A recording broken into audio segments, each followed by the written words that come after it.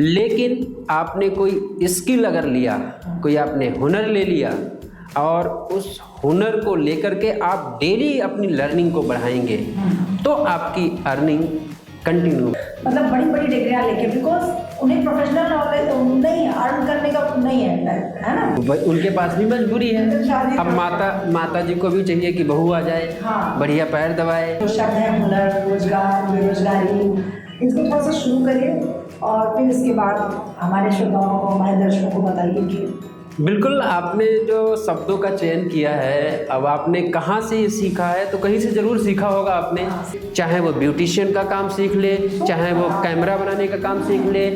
जितने भी private hospital या गवर्नमेंट हॉस्पिटल हैं वो अलग अलग डिजीज़ के लिए गवर्नमेंट से टाई अप है। कार्ड है और हमारे गैस बन रही है। अब आप चलेगा, पता लगा आंखों के अस्पताल में गैस बन रही है, तो वो कहेगा ठीक है यहाँ पे इसका, तो उन्होंने क्या किया, उसको अपने यहाँ रख लिया। ठीक है बेहतर हुआ और तो ये काम करने लगा वहाँ। नमस्कार दोस्तों, हाजिर हूँ मैं आपकी शालिनी एक बार फिर से प्रोग्राम में हमारे नए मेहमान के साथ। आज के हमारे मेहमान जो विशेषकर उन्होंने सोशल, हमारे सामाजिक तबके के लिए बहुत कुछ किया हुआ है। समाज के हर वर्ग, चाहे वो दलित हो, चाहे वो संभ्रांत हो, चाहे वो पिछड़ा हो, चाहे महिलाएं हो, चाहे बालिकाएं हों, सरकारी योजनाओं को किस तरह जन सामान्य तक पहुंचा रहा है, उन पर वो गहरे घुसकर काम करते हैं, गहरे उतर कर काम करते हैं। सिर्फ पेपर में, सेमिनार्स में, मीटिंग्स में काम करने के आदी नहीं है। तो हमारे जो आज के मेहमान हम चाहते हैं आप उनसे मिलें, उनके द्वारा जो भी हमारे सोसाइटी में बहुत सी चीज़ें हैं जो सरकार योजनाएं लाती है और जन सामान्य उनका लाभ नहीं ले पाता है, वो बहुत सारी योजनाएं हैं, हम बातचीत करेंगे। तो हमारे मेहमान उत्कर्ष दीक्षित जी, आपका बहुत बहुत स्वागत है कार्यक्रम में, आपने समय दिया हमें। तो धन्यवाद, बहुत बहुत धन्यवाद आपको शालिनी जी, और आपने मुझे मौका दिया यहाँ पे, आपने बुलाया, इनवाइट किया, इसके लिए आपका बहुत बहुत धन्यवाद। आपका आने के लिए धन्यवाद। बिल्कुल एकदम। आपका प्रोग्राम जो आपने ये हमारा प्रोग्राम कह सकते हैं, ये तो आपकी अब मैं क्या बताऊँ, इसके लिए मेरे पास कोई शब्द ही नहीं है। जैसे आपने कहा, मैंने कहा कि ये आपका प्रोग्राम है, आपने कहा नहीं ये हमारा प्रोग्राम है, तो ये तो यही शब्द जो है आदमी को मोटिवेट करते हैं। आपने जो लिखा, दिमागी खलल विद शालिनी सजल, शब्दों का चयन सोसाइटी के अन्य लोगों से अलग हो करके, जिसको बहुत बार हम एक्सेप्ट नहीं करते, बट आपको तो सोसाइटी बिल्कुल आपने अलग तभी किया क्योंकि आप अलग काम कर रहे हैं। अलग वही कर पाता है जब कोई अलग काम करता है।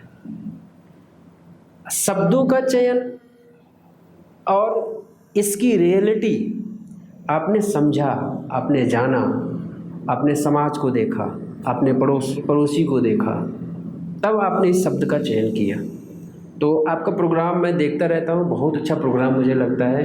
यूट्यूब पे आपका प्रोग्राम काफ़ी अच्छा आता है। आप इतना स्टडी करते हैं और लोगों को इनवाइट करते हैं, जो लोगों ने समाज में कुछ अपना योगदान दिया हो। तो हमने तो बहुत ज़्यादा योगदान नहीं दिया, अभी हमारी इतनी एज भी नहीं है, और जो कुछ लोगों से प्राप्त हो जाता है बस उसी को हम समाज में सोचते हैं कि पहले समाज के लोग जाने और उसका लाभ लें। जिसको ये लगता है कि मैंने अभी बहुत कुछ नहीं किया है, बहुत कुछ नहीं सीखा है, सच्चाई में वही लोग होते हैं जो कुछ करने के लिए तैयार होते हैं हमेशा। जिसको लगता है कि मैं तो संपूर्ण हो गया हूँ या मुझे बहुत कुछ आ गया है, तो उनसे तो आप समझ लीजिए क्या है, उनसे क्या रिजल्ट निकलना है। देखिए, सीखना, लर्निंग एक ऐसी चीज़ होती है, मुझे ऐसा लगता है कि आपकी जितना ज़्यादा आपकी लर्निंग बढ़ेगी तो आपकी उतनी ज़्यादा अर्निंग बढ़ेगी। Earning is depend on learning. Education एक अलग चीज़ होता है। आपने हाई स्कूल किया, इंटर किया, बीए किया, बीएससी किया, बीकॉम किया, एमए किया, लेकिन आपने कोई स्किल अगर लिया, कोई आपने हुनर ले लिया और उस हुनर को लेकर के आप डेली अपनी लर्निंग को बढ़ाएंगे तो आपकी अर्निंग कंटिन्यू बढ़ेगी। तो सीखने की एक ऐसी प्रक्रिया होती है कि आप जीवन पर्यंत सीखते रहिए। चाहे आप बच्चों से सीखिए, चाहे आप बुजुर्ग से सीखिए, चाहे आप जवान से सीखिए, चाहे आप एक राजनीतिक लोगों से सीखिए, चाहे आप एक सरकारी विभाग के लोगों से सीखिए। तो सीखने की प्रक्रिया एक ऐसी होती है कि आप किसी से भी सीख सकते हैं। कहते हैं ना, गोद से लेकर गोड़ तक सीखा जाता है। एकदम, यानी कब्र तक आप, गोड़ मतलब कब्र तक आप सीखिए। बिल्कुल एकदम। अब यही शब्द और यही सेंटेंस कहीं न कहीं लोगों को मोटिवेट करते हैं कि गोड़ से लेकर गोड़ तक सीखिए। तो ये आपने अनुभव किया है, ये आपने सीखा है, इसीलिए आप ये चीज़ें बोल पा रहे हैं। तो वही मेरा मानना है कि हम सीखने की हमारे अंदर ललक होनी चाहिए और हमें जीवन पर्यंत सीखना चाहिए, और जो हम सीखते हैं वो हम समाज को सिखाएं। बिल्कुल, ताकि बहुत से हमारे भाई बहन, हमारे दोस्त जिन तक वो बात नहीं पहुंच पाई, या वो व्यक्ति जिसके पास था, जैसे आपसे मैं मिली, आपसे जाना मैंने कि आप किस तरह से आप सारे समाज के तबकों के लिए काम करते हैं, और मतलब बहुत उत्साहित होकर, जैसे आपका नाम भी उत्कर्ष है, तो आप मतलब हर चीज़ को बहुत ऊंचा उद्देशित होकर काम करने की आपकी जो इच्छा है सोसाइटी के लिए, और मैं कितने ही लोग समाज के लिए करते हैं, तो अपने ही रोटीदार में फंसे हुए हैं। सही बात है। तो वो भी नहीं पूरा कर पाते, और स्ट्रेस और दुनिया भर का कोर्टिसोल लेवल अपना बढ़ा देते हैं। चलिए शुरू करते हैं फिर। ये जो शब्द है हुनर, रोजगार, बेरोजगारी, इसको थोड़ा सा शुरू करिए, और फिर इसके बाद हमारे श्रोताओं को, हमारे दर्शकों को बताइए कि बिल्कुल, आपने जो शब्दों का चयन किया है, अब आपने कहाँ से ये सीखा है, तो कहीं से ज़रूर सीखा होगा आपने कि हुनर क्या होता है, रोज़गार क्या होता है, बेरोज़गारी क्या होती है, हमें अपने अंदर स्किल कौन सी लानी चाहिए। तो ये ऐसे वर्ड हैं जो कि मुझे लगता है कि आज की जनरेशन को ये चीज़ें नहीं पता हैं। जैसे मैं एक चीज़ कहना चाहूँगी, जैसे आप कहते हैं ना शिक्षा से नए पैसे आते हैं, तो अगर सच में आप मतलब अगर शिक्षा से ही सब हो जाते तो मास्टर अरबपति होते, मिलेनियर होते, मतलब बड़ी बड़ी डिग्रियाँ लेके, बिकॉज उन्हें प्रोफेशनल नॉलेज नहीं है, अर्न करने का नहीं है ना, पैसे को कमाना कैसे है, उसे रखना कैसे है, उसका संचय कैसे करना, उसको इन्वेस्ट कैसे करना, उन्हें जानकारी नहीं है। वो सिर्फ सिखाते हैं, मतलब थेरी पढ़ा रहे हैं। वो उनमें से कोई एक बंदा होता है, वो मतलब पैसे के ढेर लगा देता है। तो ज़रूरी नहीं आप बहुत पढ़े हो, बहुत शिक्षित हो तो आप आर्थिक रूप से भी मजबूत हो, नहीं है। तो ये जो है ना हुनर, स्किल्स, ये हमें आगे लेके जाती है। बिल्कुल एकदम सही कहा आपने कि शिक्षा जो है, शिक्षा तो ऐसा है, होता है कि शिक्षा लेकर के आप एक डिग्री हासिल कर सकते हैं। आपने हाई स्कूल पढ़ाई किया, आपने इंटरमीडिएट किया, फिर आपने ग्रेजुएशन किया, ग्रेजुएशन में हो सकता है आपने एमबीए किया हो, और आपने हो सकता है एमए किया हो, बीए किया हो, बीएससी किया हो, अलग अलग आप डिग्री ले सकते हैं। लेकिन एक हुनर अगर आप ले लेते हैं तो मुझे ऐसा लगता है, और जो मैं अपने जीवन में अपने 8 साल से 10 साल के करियर में देखा है कि अगर हुनर है तो कदर है, बिना हुनर के कदर नहीं है। आपने मोबाइल बनाना सीख लिया। बिल्कुल ये बहुत पहले आपसे बात हुई थी, और आपको ये याद रहता है। मैं तो चाहता हूँ कि आपको कैसे याद रहता है ये चीज़ें, कि मैंने बहुत पहले आपको ये चीज़ें बताई थी, और आपको अभी वो चीज़ें याद है। लाइफ में पहला आपका हुनर से जो सामना हुआ था, जैसे किसी का जब पहले प्रेम से होता है तो वायलिन बजने लगते हैं, मतलब हमारी फिल्मों चाहिए ऐसे। तो वैसे आपका जो पहले सामना हुनर से हुआ था, तो आपको उससे कितना प्रभावित हुए थे आप? तो वो बिल्कुल एकदम, जैसे लोगों को अलग अलग चीज़ें होती हैं जीवन में और समाज में। तो मैंने क्या किया, मैंने ग्रेजुएशन किया, और ग्रेजुएशन करने के बाद मुझे सबने बोला कि भाई नौकरी तो मिली नहीं, आपने कर लिया। तो किसी ने पूछा मुझसे कि आपने, अच्छा ये बताओ आपने बीए क्यों किया? तो मैंने कहा कि वो ऐसा था कि मेरे मामा का लड़का बीए किया था, तो मैंने भी बीए कर लिया, जिनको देख के कर लिया बीए। तो फिर अभी जा रहा हूँ। हाँ बिल्कुल, तो ऐसे ही तो मेरा पड़ोसी, उससे पूछा कि यार ये बताओ आपने बीए क्यों किया? तो कहा वो ऐसा है कि हमारे बगल में उत्कर्ष दीक्षित रहते, उन्होंने बीए किया तो हमने भी बीए कर लिया। तो ये कॉन्सेप्ट जो है गाँव में, बीए, बीकॉम, बीएससी, लड़का पढ़ा लिखा, हाँ उनका लड़का पढ़ा लिखा है, भैया तुम कर लो, नहीं तुमका नौकरी नहीं मिली है। और देखो उनका नौकरी मिल गई। और दूसरी बात, अगर गांव में पढ़ने लिखने के बावजूद जिसको नौकरी मिले, उसका तो जीना मुश्किल होता है, जीना मुश्किल हो जाता है। एक बंदे को मैं मतलब इतना मोलेस्ट किया लोगों ने कि अरे ये तो पढ़ लिख के पत्थर तोड़ते हैं। मतलब अब देखिए पढ़ा लिखे अपनी एजुकेशन को अपनी अर्निंग में कन्वर्ट नहीं कर पाए। बिल्कुल एकदम। तो होता क्या है, तो धीरे धीरे लोगों ने ग्रेजुएशन करना शुरू किया, लोग ग्रेजुएट हो गए और बेरोजगारी चरम सीमा में पहुंच गई। बीए कर लिया, एमए कर लिया, तैयार है। अब एक संदेश आने लगा कि भैया अगर बीए करोगे तो आपकी शादी जो होगी, तो बीएससी करोगे आपकी शादी होगी, और जो भी डिग्री है आप करोगे तो उसमें आपको हो सकता है बीए करने पे आपको 3 लाख रुपए शादी मिले, और बीएससी करने में हो सकता है आपको 5 लाख रुपए मिल जाए।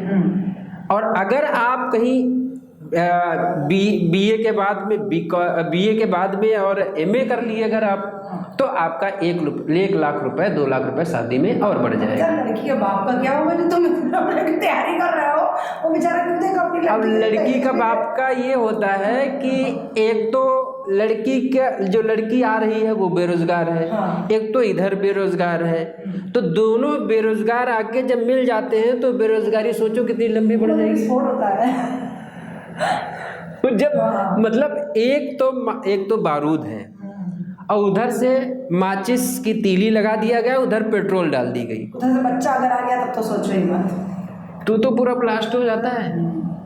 उसी में डिस्प्यूट होता है, लड़ाई झगड़े होते हैं।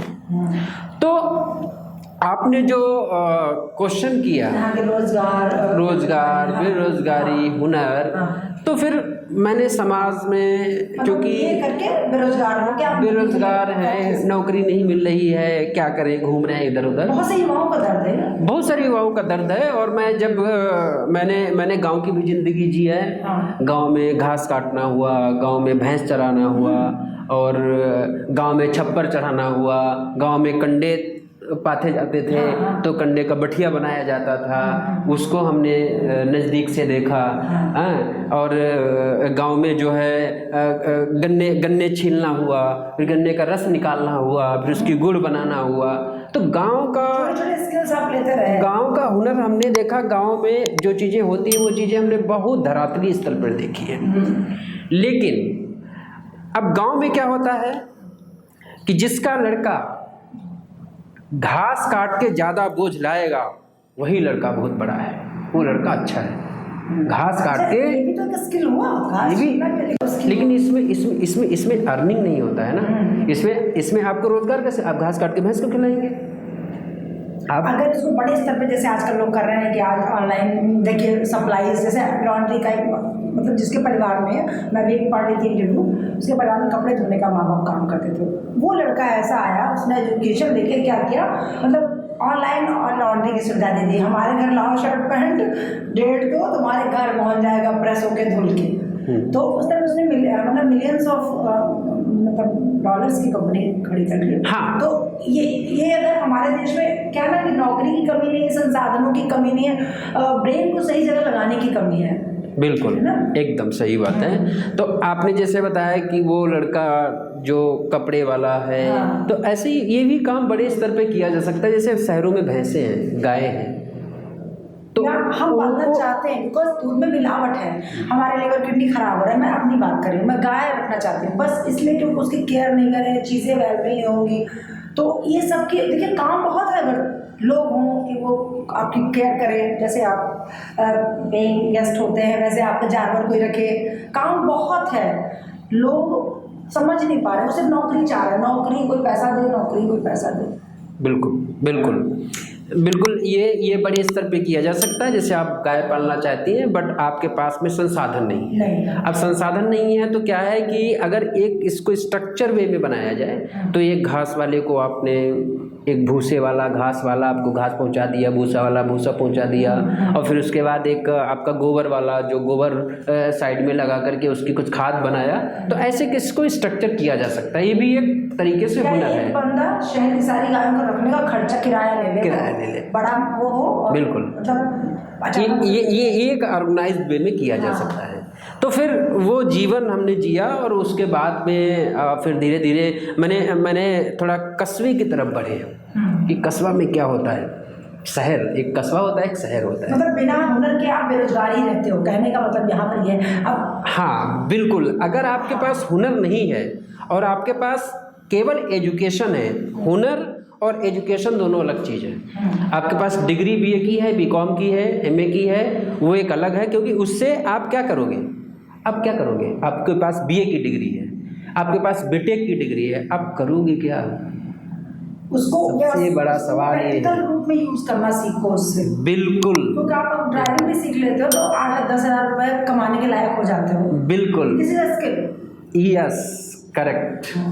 तो ये चीज़ें सीखना बहुत ज़रूरी है। 8 से 20 से पहुंचो, 20 से 25 से पहुंचो, बिल्कुल पहुंच सकते धीमे धीमे हैं, पहुंचो। बिल्कुल पहुंच सकते हैं। आज आप देखिए अमेरिका में देख लीजिए, आप चाइना में आप देख लीजिए, ड्राइवर जो आपने बात बताया वहाँ पे भी लोग ड्राइविंग करते हैं, उनकी गाड़ी में फर्स्ट क्लास एसी लगा हुआ है। मैंने देखा है, गाड़ी के अंदर एसी लगा है, गाड़ी के अंदर खाने पीने की व्यवस्था है, सोने की व्यवस्था है, वीआईपी व्यवस्था है, ट्रक है उनका बहुत बड़ा। तो कोई भी हुनर, हाँ, जो अपनी गाड़ियाँ छोटी होती हैं उनकी बड़ी गाड़ी है, एसी फर्स्ट क्लास लगा हुआ है, उसके अंदर खाने की तरह रहते हैं और पहुंच जाते हैं। बिल्कुल बिल्कुल, और वो फैमिली के साथ रहते हैं, ये भी नहीं स्ट्रेस में। हाँ। जैसे यहाँ के ड्राइवर क्या है, फैमिली है नहीं, ट्रक चला रहे हैं, गाड़ी चला रहे हैं, फैमिली घर पे है, स्ट्रेस में है, पर घर पहुँचेंगे, खुराफात कर रहे हैं बाहर, अब वो फैमिली के साथ रहते हैं। तो कोई भी हुनर जो है आपकी ज़िंदगी में अगर ऐड होता है तो आपकी ज़िंदगी बहुत अच्छे से आगे की ओर बढ़ती है। तो धीरे धीरे चीज़ें, फिर मैंने कस्बा देखा, तो कस्बे में देखा कि एक नाई है, नाई जो है दिन में बाल काटता है, तो कम से कम अगर वो 20 लोगों के बाल काट देता है, बाल कटिंग करता है, तो हम अगर छोटा सा अमाउंट रख लें 20 रुपये, उस ज़माने क्या मतलब, आज से 10 साल 15 साल पहले 20 रुपये लगता था। तो 10 लोग काट लिया तो 20 दशामन 200 रुपये उसका हो गया। अब उसका काम क्या है, केवल एक कैंची रखता है और एक कंघा और पानी फस करके टक टक टक टक काट दिया और उसका 200 रुपये रेडी हो गया। फिर आगे धीरे से बढ़ा। अच्छा, गांव में अगर पर डे कैश 200 रुपये हो तो मतलब अभी भी आज भी वो बिल्कुल उसको छोटी ज़रूरतें भी पूरी कर सकता है, अगर वो मसाला गुटखा शराब न पीता हो तो। हाँ, बिल्कुल कर सकता है। क्योंकि मेरे साथ मेरी एक साथ में परिचित लेडी थी गांव में, तो उसने बोला कि मेरे पति बार नाई है और मैडम जी वो 10 रुपये बाल काटते हैं, यहाँ जो है इतने कमाई हो नहीं पाती, तो शहर में 50 रुपये एक बाल काटने के मिलते हैं, तो वहाँ 400-500 हो जाता है, तो इसलिए हम लोग वहाँ जा रहे हैं। तो उसने मुझे ये बताया, तो ये स्किल है ना? हाँ, बिल्कुल स्किल है। हेयर कटिंग 50 रुपये, वहाँ 10 मिनट लोगों के, और बाल पड़ते हैं 3-4 महीने में। बिल्कुल। और गाँव में सीमित लोग रहते हैं। बिल्कुल, एकदम करेक्ट बात है, एकदम करेक्ट बात है। तो इसीलिए ये जो है, ये हुनर जो ऐसे होते हैं ना, ये हुनर आदमी को आगे ले जाते हैं। तो फिर ऐसे ही मैंने आगे देखा, तो फिर एक इलेक्ट्रीशियन मिला। तो इलेक्ट्रीशियन क्या है कि भैया बल्ब लगा दिया, आपकी वायरिंग कर दिया, तो उसको भी पैसा मिल गया। तो मेरे दिमाग में आया कि ये अलग अलग लोग, एक कैमरा बना रहा है, वो एक जो है टीवी वाला है, तो वो टीवी बना रहा है, उसको पैसा मिल रहा है। अब मैं सोच रहा कि मुझे कैसे मिलेगा पैसा? मैं तो बीए करे बैठा हूँ और मेरे मामा का लड़का और ये सब किए बैठे हैं, और उसमें बेरोजगार है, और उसमें से कुछ सक्सेसफुल भी थे। अच्छा। उसमें से कुछ सक्सेसफुल भी थे, जैसे उन्हें कुछ मिल गया होगा। अब जैसे मिल क्या गया, जैसे होता है ना कि एक भाग्य के भरोसे मिल गया उनको। जैसे मान लो तुक्का लग गया उनको, जैसे कि क्या, जैसे मान लो कोई लड़का है, उसने बीए कर लिया, एमए कर लिया, बीकॉम कर लिया, और उसको कोई रिलेटिव है या कोई उसके पिताजी के दोस्त हैं, किसी बड़ी कंपनी में काम कर रहे हैं, तो उन्होंने क्या किया, उसको अपने यहाँ रख लिया। ठीक है बेटे और तो ये काम करने लगा। वहाँ धीरे धीरे वो सीखा टक टक टक टक टक टक आगे बढ़ गया। अब उसका एग्जाम्पल लोग देने लगे, देखो यार उनका जो है राम भरोसे का लड़का था, उसने जो है बीए एमए कर लिया, और उसको देखो आज जो है बढ़िया वो लगता है। अब तुम राम के भरोसे बैठे हुए हो, अब वो राम भरोसे का लड़का काम कर रहा है। देखिए कॉन्टैक्ट्स का तो बहुत फायदा रहता है। बिल्कुल होता है। तो ये चीज़ें जो होती हैं, आदमी को हुनर जो है आगे बढ़ाता है, और शिक्षा आपको डिग्री देती है। तो फिर मैंने सोचा कि ठीक है, अब हमको भी कुछ करना चाहिए। तो फिर बहुत दिन। अच्छा, गांव में जो लड़का 20-22 साल का होता है, तो शादी मतलब लड़की वाले जो पिता है वो भी परेशान होने लगता है कि जल्दी से अपनी लड़की, उनके पास भी मजबूरी है। अब माता जी को भी चाहिए कि बहू आ जाए, हाँ, बढ़िया पैर दबाए और बढ़िया शरीर दबाए, फिर पोता पोती हो। नहीं, फिर वो तो बाद में समझ में आती है। पहले तो उसको चाहिए बहू, और फिर चाहिए उसको पोता पोती, और जब वो चीज़ें हो जाती हैं तब वो समस्या सामने आती है कि हाँ बेरोजगारी, मानसिक रूप से कितना परेशान है, टार्चर होना पड़ता है। मतलब एज अ पुरुष उसको कितना हर बार नीचा दिखाया जाता है बहुत घरों में, बिल्कुल, कि मतलब तुम्हारा होना ही बेकार है, तुम क्या ही करते हो, और सभी नशे की तरफ, इसीलिए लोग सुसाइड करते हैं, नशे की तरफ बढ़ जाते हैं। कारण तो यही होते हैं, हम उनको सही से गाइड नहीं करते। कारण तो यही होते हैं कि हमने जो किया हम उसके साथ वही करते आ रहे हैं। हमको समय के अकॉर्डिंग चेंज करना चाहिए। अगर मैं समय के अकॉर्डिंग, समय के अनुसार अगर हम चेंज नहीं कर रहे हैं, बदलाव नहीं कर रहे हैं, तो कहीं न कहीं हमारे जो बच्चे हैं वो नीचे की ओर गिरेंगे। वो अपना भविष्य और उनके जो बच्चे होंगे उनका भविष्य वो संवार नहीं पाएंगे, क्योंकि समय चाहता है कि भाई आप मेरे अनुसार चलो, उसके अनुसार हमें चलना पड़ेगा। तो फिर मैंने क्या किया कि हाँ, फिर मैंने जो है मोबाइल, जो आपने कहा कि आपने मोबाइल सीखा, तो फिर मैंने जो है एक मोबाइल, मैं पढ़ने जाता था तो वहीं पे मोबाइल सिखाया जाता, तो मैंने सोचा कि अच्छा ये काम सीखते हैं। अच्छा, बचपन से मैंने देखा कि मेरी लर्निंग जो थी वो हमेशा मैं चाहता था कि मैं सीखूं। सोसाइटी में नए मोबाइल भी आया था। हाँ, नए मोबाइल उस समय नया था। 2013 की बात है ये, 2013-14 की बात है लगभग। बहुत सारे लोगों के पास अवेलेबल भी नहीं हो पाया था। बहुत सारे, मैं देखता था, मैं जब गांव में रहता था तो मेरे यहाँ एक मोटरोला का फ़ोन था, तो ये तार बीच में टंगा रहता था आंगन में, तो वो मोटरोला ऐसे टांग दिया था, तो उसमें बजा टो टो टो टो टो टो टो टो ची ची ची ची ची ची ची ची, तो वो फ़ोन बजता था, तो लोग हम लोग मोटिवेट होते, अरे फ़ोन आ गया, फ़ोन किसका आ गया। गिने चुने गाँव में फ़ोन होते थे। अरे गिने चुने, मेरे मोहल्ले में केवल मेरे पास था मोबाइल। बुलाने जाते थे लोग दूर से, दूर कि फलाना कौन गई, तो फोन पढ़ो, घर के रिश्तेदार को नहीं बुलाते। मतलब अगर आपके पास आपकी वाइफ का फोन आ जाए तो छोड़ो, उनके कर लेंगे। बिल्कुल, एकदम। हम 4 गाँव छोड़ के, मतलब पड़ोस छोड़ के खुशी दौड़ते जाते थे, आपका फोन आया फलाने का। अरे बिल्कुल, गांव में पहले तो गांव में एक होता था तो दूसरे गांव के लोग बात करने आते थे, फिर धीरे धीरे क्या हुआ, गांव मोहल्ले में एक हुआ, फिर धीरे धीरे चीज़ें बढ़ गई। तो मैंने जब सीखा ये चीज़ें, सीख के फिर मैंने एक अपना मोबाइल की शॉप ओपन किया, फिर उसमें मोबाइल बनाया, फिर मैंने अपने पिताजी को भी मोबाइल सिखाया। बहुत कमाई करते थे आप लोग। हाँ, 10 रुपये की चीज़ को 100 रुपये में लगाते थे। देखो वो क्या था, वो ऐसा टाइम था कि जो है, अब मोबाइल का जो सामान होता है तो इसको जब आप परचेज करेंगे तो उसकी कोई वारंटी नहीं होती है। जैसे आप 10 रुपये कोई चीज़ खरीदें तो पहली चीज़ तो ये है कि वो एक चीज़ मिलती नहीं है, एक चीज़ मिलेगी नहीं। हाँ। आपको अगर सामान लाना है तो कम से कम 10 चीज़ें लानी होगी, और जब आप 10 चीज़ें लाएंगे तो उसमें क्या होगा कि उसकी कॉस्ट ज़्यादा बढ़ेगी। जब उसकी कॉस्ट ज़्यादा बढ़ेगी तो हो सकता है आज आप लाए हो और 6 महीने बाद वो मोबाइल बंद हो जाए, और जब वो मोबाइल बंद हो जाएगा तो जो आप लाए हैं खरीद के वो आपका सामान खराब हो जाएगा। तो इसलिए क्या होता है ना कि मोबाइल में जो चीज़ें लगती हैं वो बहुत ज़्यादा कॉस्टली लगती है। कारण ये होता है क्योंकि वो चेंज होता रहता है। जैसे मान लो आपके पास एक सैमसंग मोबाइल है, अब सैमसंग का जो मोबाइल आप यूज़ कर रहे हैं, या फिर आपके पास नोकिया का मोबाइल है, आप नोकिया का मोबाइल यूज़ कर रहे हैं, आने वाले दिनों में वो मोबाइल नोकिया हो सकता है बंद हो जाएगा, और आज आप देखेंगे तो नोकिया मोबाइल बंद है। बहुत सारे चाइनीज़ मोबाइल मतलब ज़बरदस्त चेंज है। हाँ, तो जब हम कोई सामान खरीदते हैं, अगर मैं मोबाइल इंजीनियर हूँ, मोबाइल बनाता हूँ, अगर मैं कोई सामान परचेज करूँगा तो वो हम सामान एक क्वांटिटी में खरीदेंगे। हाँ, मतलब ये लॉन्ग टर्म में लेके नहीं जाते हैं कि हाँ, क्वांटिटी में इसलिए खरीदेंगे क्योंकि जहाँ से हम खरीद के लाते हैं वो ये कहता है कि भैया हम एक चीज़ आपको नहीं देंगे, आप क्वांटिटी में लीजिए, हम एक चीज़ नहीं देंगे। जब क्वांटिटी में लेते हैं तो क्या होता है, 6 महीने के बाद वो चीज़ें मोबाइल बंद हो जाता है, और जब वो नया मोबाइल आ गया तो वो सामान हमारा ख़राब हो जाता था। इसलिए उसका जो है कॉस्ट ज़्यादा होती थी, ये कारण था। तो धीरे धीरे इसको सीखने के बाद खासा मतलब एक अर्निंग किया, और स्किल आप हमारे युवाओं को बता रहे हैं कि मतलब कहीं भी आसपास स्किल दिखाई दे फट से उसको सीख लो। बिल्कुल, मैं बिल्कुल मैं सभी को ये संदेश देना चाहता हूँ कि अगर आप कोई हुनर लेते हैं, अगर आपके पास कोई हुनर है तो आप कभी बेरोजगार नहीं रहेंगे, और हुनर है तो कदर है।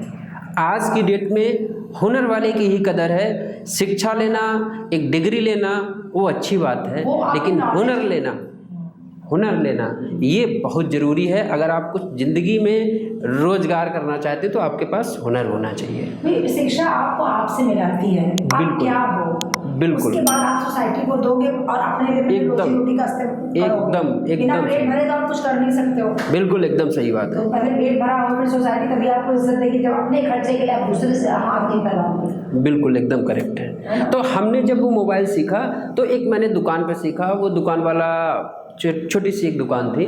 फिर हमने एक एक वर्कशॉप था, वहाँ भी मैंने वहाँ पे भी हमने एक सर्टिफिकेशन कोर्स किया बाद में, ये मोबाइल का ही। हाँ, मतलब हम कहीं भी जॉब करें इन फ्यूचर में हाँ पता लगा मोबाइल का मतलब एक रैंक में डिग्री कहाँ है हमारी? डिग्री कहाँ है, बिल्कुल उसकी डिग्री उस टाइम नहीं होती थी। 2013 की बात है, 12 की, उस टाइम डिग्री नहीं होती थी। अगर आप ड्राइवर हैं तो डिग्री नहीं है, इलेक्ट्रीशियन है डिग्री नहीं है, प्लम्बर है डिग्री नहीं है, ब्यूटिशियन है डिग्री नहीं है, कैमरामैन है डिग्री नहीं है। अब ये भी कमाई का सोर्स हो गया। अगर आप ब्यूटिशियन का कोर्स सीखे तो आप सर्टिफिकेट लो तो उसका अलग से पैसा दो। बिल्कुल एकदम करेक्ट।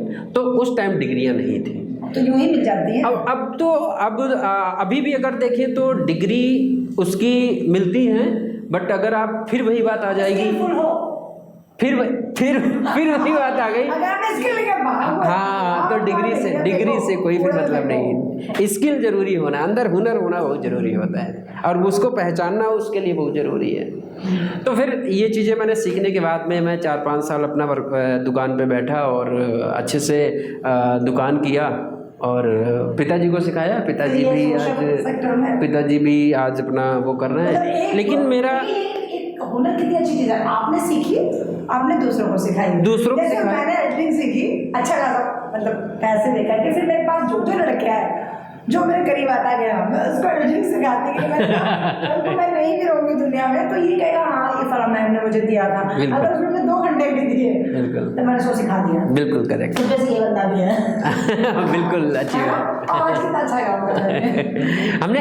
हमने तो सीखा, बल्कि हमने पिताजी को सिखाया। उसके बाद में हमने वहाँ पे कम से कम 50 लोगों को सिखाया, और आज वो उससे रोजगार कर रहे हैं।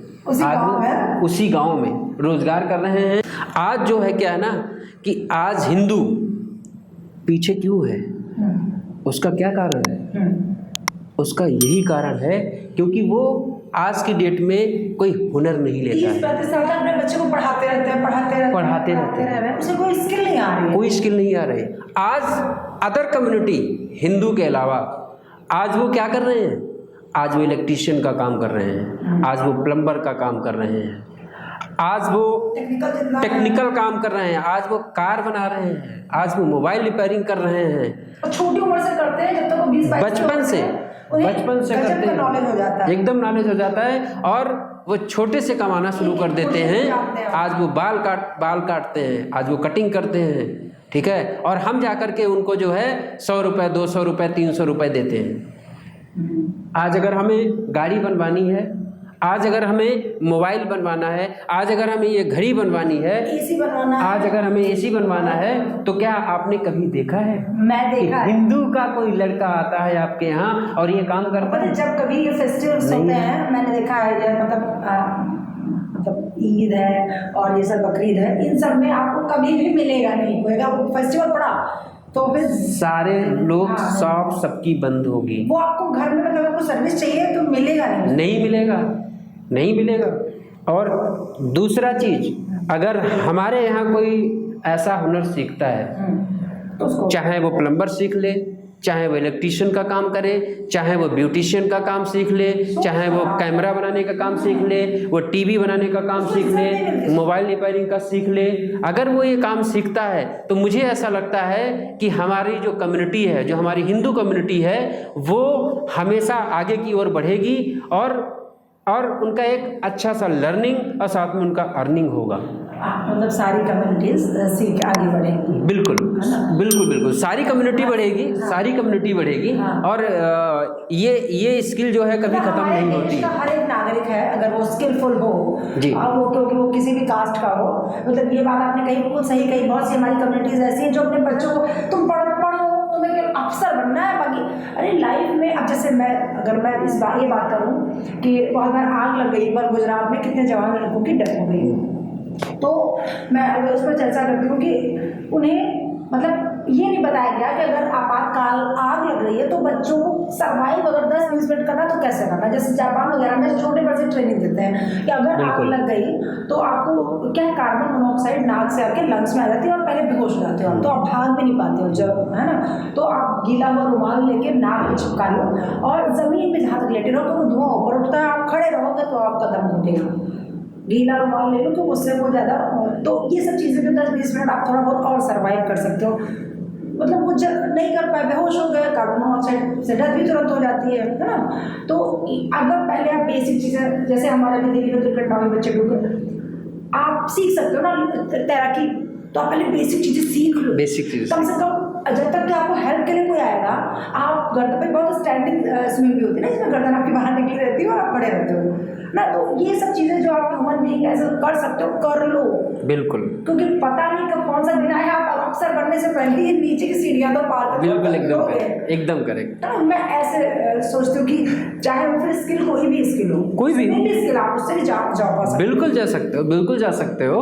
और इसमें अगर आपने जैसे बताया कि आप बेसिक चीज़ें सीखिए पहले, स्किल में आसपास डिमांड क्या है, आप उसके अकॉर्डिंग बेसिक अगर आप सीख गए तो फिर अपर लेवल पे तो आप सीख ही जाएंगे। क्योंकि जब आपका बेस जब नींव मजबूत होगी तो फिर आप खड़ी कर दीजिए दीवार, बना दीजिए 2 मंजिल 3 मंजिल घर, कोई दिक्कत नहीं है। शिक्षित होने के साथ आप हुनरमंद हुए ना, तो आपकी क्या मतलब सोसाइटी में डिमांड होगी, आप सोच भी नहीं सकते। बिल्कुल नहीं, एकदम आप लाइन बंदा शिक्षित बंदा अपने आप में बहुत मतलब सरकार समाज की बहुत धरोहर होता है। बिल्कुल एकदम वो। और बल्कि ये जो हुनरमंद लोग होते हैं, जैसे आप छोटा सा एग्जांपल, सिलाई करने वाला है, जो हमारे आज कोट पैंट सिलता है, जो हमारे ये शर्ट पैंट सिलता है, सिलाई करता है, तो वो भी एक स्किल है। उसने कभी डिग्री नहीं ली, उसने कभी अपना MA BA BTech इसमें टाइम नहीं दिया।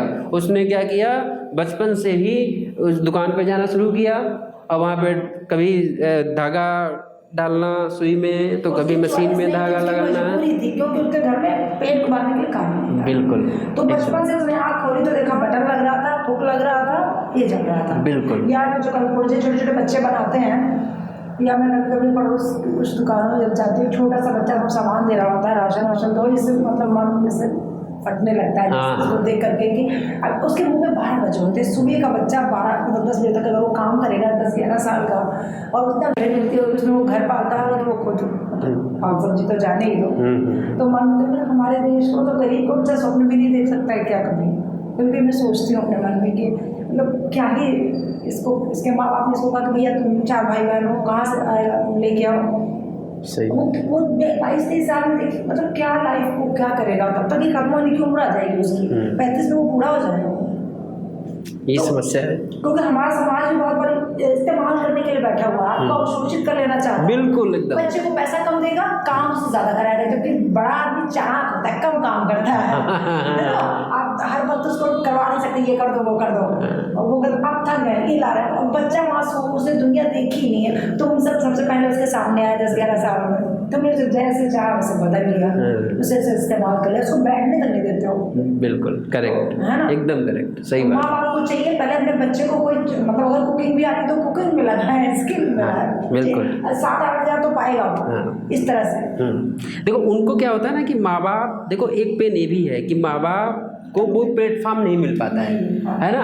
अब गांव में आदमी रहता है, या जैसे आप हो या मैं हूँ, तो हो सकता है कि मुझे सारा ज्ञान ना हो, मुझे सारा ज्ञान नहीं है कि इस कैमरे में क्या टेक्नोलॉजी है या नहीं, मुझे नहीं पता, क्योंकि मैं यहाँ तक पहुँच ही नहीं पा रहा हूँ। लेकिन और लोग जो हैं वो इस टेक्नोलॉजी को अडॉप्ट कर रहे हैं, वो इस टेक्नोलॉजी के माध्यम से ऊपर बढ़ जा रहे हैं। तो ये एक चैलेंजेस है जो कि ग्राउंड लेवल पे पेरेंट्स को, सोसाइटी को नहीं पता है कि आखिर चल क्या रहा है। तो उसी के लिए हम कहीं न कहीं हमारा कंट्रीब्यूशन हम जो करते हैं, हम कंट्रीब्यूशन इसी में करते हैं, हाँ, वहाँ पे हम काम करते हैं कि आखिर सोसाइटी में चल क्या रहा है, जिसके लिए हम अलग अलग लोगों से मिलते हैं, बात करते हैं, और वो नॉलेज को हम गैदर करते हैं। जैसे उस बच्चे को शिक्षित कराना, मतलब 1 से 8 तक स्कूल फ्री है, फिर उसके बाद भी फ्री है, और पेरेंट्स को पैसा जो सरकार की योजना है उनके द्वारा दिलाया जाए।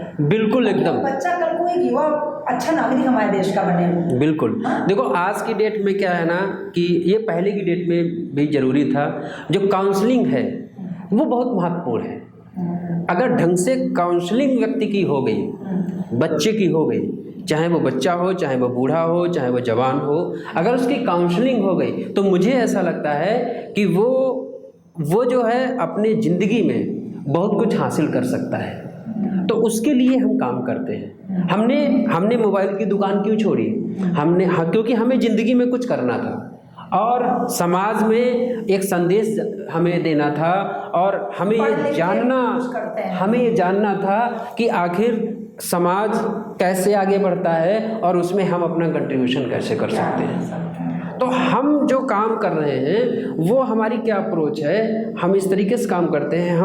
हम जो है एक बच्चे से सीखते हैं। हमारा जो सीखने का एक बच्चे से क्या सीखते हैं कि आज की डेट में आखिर चल क्या रहा है। जैसे कि हमने पढ़ा है 2 दूके 2, 2 दूनी 4, 2 तियां 6, 2 चक्कू 8, 2 पंचे 10, 2 छंग 12। लेकिन बच्चा क्या पढ़ता है? 2 1 जा 2, 2 2 जा 4, 2 3 जा। अब मुझे नहीं आगे आता, मैं बोल ही नहीं पाऊंगा इस स्पीड में। तो मैं ये सीखता हूँ कि ये 2 1 जा 2, 2 2 जा 4 आ रहा है पीछे से, तो हमको अपना माइंडसेट उसी हिसाब से चेंज करवाना होगा, जो आगे जनरेशन अभी हमें वो एक्सेप्ट करेगा। हाँ, क्योंकि वो इंग्लिश में पढ़ रहा है, मैं हिंदी में पढ़ रहा हूँ, तो वो स्पीड मेरे अंदर है। तो बच्चे से ये सीखना कि आखिर पीछे से आ क्या रहा है। अगर आप पीछे से नहीं जान पाएंगे कि पीछे से क्या आ रहा है, और आप अगर जा रहे हैं तो पीछे से आपको धक्का लग जाएगा, आप गिर जाओगे। उसके बाद जवानों से हम ये सीखते हैं, अपनी उम्र, जो हमारी उम्र के लोग हैं, हमसे जो ज़्यादा बड़े हैं, उनसे सीखते हैं कि जो हमने टेक्नोलॉजी अडॉप्ट किया है, जो हमारे अंदर नॉलेज है, क्या वही नॉलेज है कि इसके अलावा कुछ और नॉलेज है इसके पास। इसके अलावा मैं कैमरामैन से बात करता हूँ, मैं आपसे बात करता हूँ, मैं एक प्राइवेट सेक्टर के लोगों से बात करता हूँ, मैं समाज के अलग अलग तबके के लोगों से बात करता हूँ कि आखिर और भी समाज में क्या चल रहा है, क्या हुनर ही चल रहा है, बेरोजगारी ही चल रही है, कि जो है बाढ़ ही आ रही है, कि केवल खेती ही चल रही है, इसके अलावा कुछ और भी चल रहा होगा। वो जानने की कोशिश करते हैं, वो सीखते हैं। उसके बाद हम बुजुर्गों से सीखते हैं कि बुजुर्ग लोग आखिर क्या जानते हैं, जो उन्होंने अपनी ज़िंदगी जो जी है, उनको आखिर क्या अनुभव आया, तो उस अनुभव को हम अडॉप्ट करते हैं। उसके बाद राजनीतिक लोगों से सीखते हैं कि राजनीति में आखिर चल क्या रहा है, राजनीतिक लोग क्या करना चाहते हैं। हम सभी को इस तरह का अप्रोच रखना चाहिए अपने आसपास, बिल्कुल रखना चाहिए, उसी के लिए हम काम करते हैं। फिर उसके बाद सरकारी विभाग के पास बैठते हैं कि सरकारी विभाग में डीएम क्या चाहता है, सीडीओ क्या चाहता है, बीडीओ क्या चाहता है, एसडीएम क्या चाहता है, तो वो लोग क्या चाहते हैं, आखिर सरकारी अधिकारी क्या चाहते हैं, पॉलिटिकल के लोग क्या चाहते हैं, बचपन जो बच्चे हैं वो क्या चाहते हैं, वहाँ से क्या चीज़ें आ रही हैं, बुजुर्ग का अनुभव क्या है, हमारी जनरेशन का अनुभव क्या है, लोग कैसे आगे, उसको कलेक्ट करते हैं। इसको डिमांड एंड सप्लाई रोड में उसको ढाल देते हैं। एकदम करेक्ट। तो वो जब जानकारी मेरे को हो जाती है कारपोरेट से, इधर इंडस्ट्री में आखिर क्या चल रहा है, इंडस्ट्री में किस चीज़ की डिमांड है, इंडस्ट्री में कौन सा लेबर की डिमांड है, कौन सी स्किल की डिमांड है, बच्चा सीख के क्या आ रहा है, बच्चा अगर 5th क्लास में है, 10th क्लास में है, 12th क्लास में है, ग्रेजुएशन कर रहा है, तो वो क्या चीज़ का स्किल ले रहा है, इंडस्ट्री क्या चाह रही है, टेक्नोलॉजी किस हिसाब से बढ़ रही है। जो हमारे स्किलफुल युवा हैं, मतलब कैसे युवा तैयार हो कि उन्हें वो एक्वायर कर। बिल्कुल, वो तभी आप समझ पाएंगे जब आप इन सारे तबकों के पास में बैठेंगे, और मैं बैठता हूँ, मैं वो जानकारी अडॉप्ट करता हूँ। तो आप इन सब जानकारी को इकट्ठा करके, जैसे आपने अभी बताया कि आप जो ट्रक ड्राइवर्स हैं उनकी फैमिली या जो भी सरकारी योजनाएं जो चलती हैं उनको एक एक करके उन पर थोड़ा सा टिप्पणी करके उनको बताइए कि कैसे, मान लीजिए आयुष्मान योजना चल रही है या जो भी सरकारी योजना है जो इस समय करंट में है, जो सबको पता है, जुबान पे है, बिल्कुल। तो उनको थोड़ा सा आपका बहुत अच्छा सवाल है। और ये जो आपने जैसे ट्रक ड्राइवर की बात किया, तो क्योंकि मैं उस प्रोग्राम से जुड़ा हुआ हूँ, बहुत लोग नहीं जानते और बहुत सारे ट्रक ड्राइवर नहीं जानते हैं। और आप पता नहीं कैसे ये जान गई, मुझे मेरे ये समझ में नहीं आ रहा कि आपको ये जानकारी कैसे हो गई कि आप मुझसे पूछेगी ट्रक ड्राइवर के बारे में। तो चूँकि मैं उसमें काम करता हूँ और मुझे काफ़ी बिल्कुल मैं भी सीखती हूँ ना कि आप क्या कर रहे हैं। बिल्कुल मुझे आप बता देते हैं, ये मैं सीखती हूँ। बिल्कुल, एकदम। देखो, आपने जब बात अगर छेड़ी है मतलब तो बहुत से लोग नहीं जानते होंगे कि मतलब अब ट्रक ड्राइवर है, उनके चैलेंजेस नहीं जानते लोग। बिल्कुल। हाँ। जैसे आपने ट्रक ड्राइवर की बात किया या फिर कोई भी ड्राइवर की आपने बात किया, चाहे वो छोटी गाड़ी चलाता हो चाहे वो बड़ी गाड़ी चलाता हो, मतलब एक ड्राइवर कम्युनिटी की अगर बात किया, तो देश में ड्राइवर कम्युनिटी ऐसी है कि अगर मैं कहूँ कि 24 घंटे के लिए आप सारे ड्राइविंग बंद कर दीजिए, तो मुझे ऐसा लगता है कि सब कुछ बंद हो जाएगा। ना तो आपका मकान बनेगा, ना तो आपको समय से खाना मिलेगा, ना तो आपको समय से पानी मिलेगा, ना तो आप कहीं जा पाओगे। मतलब आप बिल्कुल एकदम विकलांग हो जाओगे। ऐसा लगेगा कि जैसे आज की डेट में आपके पास मोबाइल रहता है, आप मोबाइल घर पे छोड़ दीजिए, भूल जाइए, और आप चले जाइए कहीं डिस्ट्रिक्ट में, तो आपको हर टाइम लगेगा कि मोबाइल, और आपके कॉन्टैक्ट्स आपको ऐसा लगेगा कि हमारे जो दिल हैं दोनों, ये हम घर पे भूल के आ गए, या हमारा बॉडी का कोई अंग बाहर छूट गया। पूरा दिन फोन उठाइए तो घर वाले भी कहेंगे मिसिंग है बंदा। बिल्कुल, एकदम। कहाँ चला गया वो, क्या हो गया। मतलब लोग सोशल मीडिया पे एक्टिव लगा कर, आप कहाँ हो? मैं काम कर रही हूँ, मैं बस सोशल मीडिया पे काम नहीं कर रही। बिल्कुल, एकदम। तो मैं उनमें से हुई नहीं जो सुस्त रहूँ, इतना एनर्जी लेवल का फ्लो है मेरे अंदर, पर मैं हर वक्त नहीं वो समय दे सकती। तो मैं ऐसा कहती हूँ कि मतलब जितने भी बड़े हुए हैं, मेरी सोशल मीडिया पे ही बैठे होते तो बड़े कैसे होते हैं। बिल्कुल, एकदम करेक्ट बात है। एकदम। लेकिन और उनको कंगालने जाओगे तो उनके पास जाओगे तो खाली बड़ा सन्नाटा मिलता है उनके सही बात, लेकिन कुछ तो रहता है ऐसे, मतलब बिल्कुल, 50% ऐसे रहता है। एकदम करेक्ट बात। तो आपने जो बात छेड़ी ट्रक वाला ही और ड्राइवर्स वाली, तो मैंने बैकग्राउंड आपको बताया कि अगर 24 घंटे के लिए बैठ जाते हैं और कहीं ये एक हफ्ते के लिए अगर बैठ जाए, तो मुझे ऐसा लगता है कि मतलब आदमी मतलब क्या हो जाएगा, जैसे प्रलय आ जाएगा, रुक जाएगा। हाँ, प्रलय आ जाएगा एकदम। मुंबई लोकल अगर रुक जाती है तो पूरा मुंबई रुक जाता है। हाँ, तो प्रलय आ जाएगा। तो वो तो जो कम्युनिटी है ये ऐसी ट्रक ड्राइवर्स की, वो ऐसी ड्राइवर्स की कम्युनिटी ऐसी है कि वो हमारा ट्रांसपोर्ट लाना, सामान ले जाना।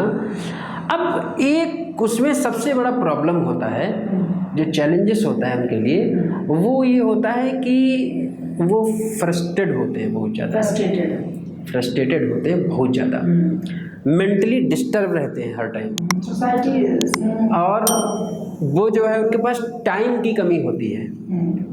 उनको कोई भी स्कीम चलती है सरकार की, उनके बारे में उनको जानकारी नहीं होती है, फैमिली उसका फ़ायदा उठा नहीं पाती, और उनकी फैमिली उनका फ़ायदा नहीं उठा पाती है। तो आज की डेट में ये बहुत बड़ी समस्या है उनके लिए।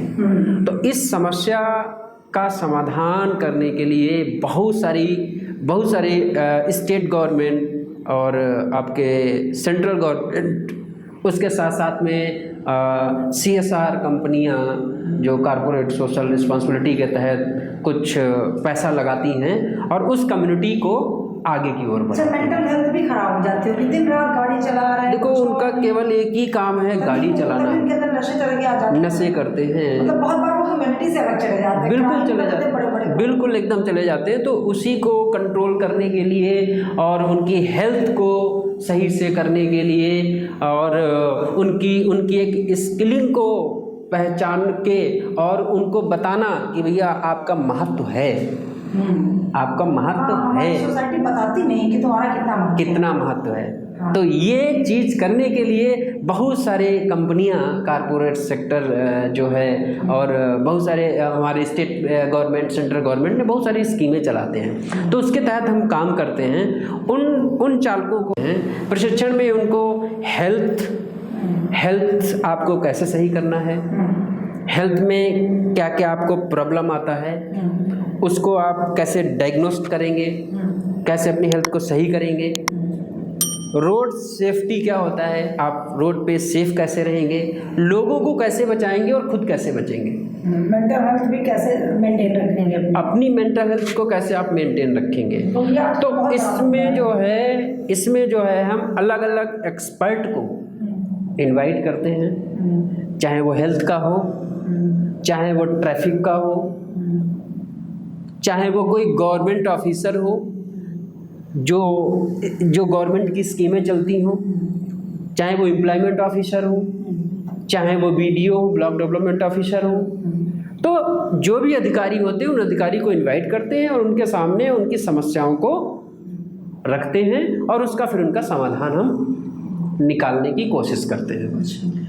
तो जैसे कि आपने बताया कि एक स्कीम, जैसे आपने बताया आयुष्मान कार्ड। आयुष्मान कार्ड एक ऐसी योजना है जिसका आयुष्मान कार्ड बना होता है। इसका प्रोसेस ये होता है कि 2012 में जब जनगणना हुई थी 2011-12 में, तो उस जनगणना में ये आया था कि गरीबी रेखा के नीचे कौन है, गरीबी रेखा के ऊपर कौन है। तो एक जनगणना हुआ था। तो गरीबी रेखा के नीचे जिनका मासिक जिनका सालाना जो वेतन है, हाँ, उससे वो कितना मतलब होता है, उसके अंदर आयुष्मान कार्ड बनाया था, क्या हम आप भी आएंगे? नहीं, देखिए उसमें क्या होता है कि आयुष्मान कार्ड में केवल हम, जैसे आपने बताया कि हाँ बिल्कुल, जैसे इसमें क्या है ना कि आयुष्मान कार्ड में आपने कहा कि क्या हम आ पाएंगे, तो उसका नियम ये होता है कि अगर जैसे आपके पास आप सरकारी नौकरी में हैं, आपके पास कार है, आपके पास अच्छा पैसा आ रहा है, ठीक है, मान लीजिए 10 लाख 12 लाख। देखिए अगर आपका 10 लाख, आप बता रहे हो कि 10 लाख आपका अर्निंग है, मेरा नहीं, आप इनकम टैक्स के अंदर अगर आते हैं, अच्छा, आप इनकम टैक्स के अंतर्गत आते हैं तो आप एलिजिबल नहीं होंगे, आपको वो स्कीम का फ़ायदा नहीं मिलेगा। अब उसमें क्या है कि बहुत सारे लोगों का आयुष्मान कार्ड बन गया। आयुष्मान कार्ड बना, वो जीरो है, जन्म से लेकर के मतलब जब तक की उम्र, किसी भी उम्र के व्यक्ति का बन सकता है। देखिए उसमें क्या होता है कि एक आदमी का बनता है, गार्जियनशिप जिसकी होती है, जो एक गार्जियन होगा उसका बनता है। जैसे मैं गार्जियंस हूँ तो मेरा बनेगा, और मेरे बच्चे का बनेगा, और मेरी वाइफ का बनेगा।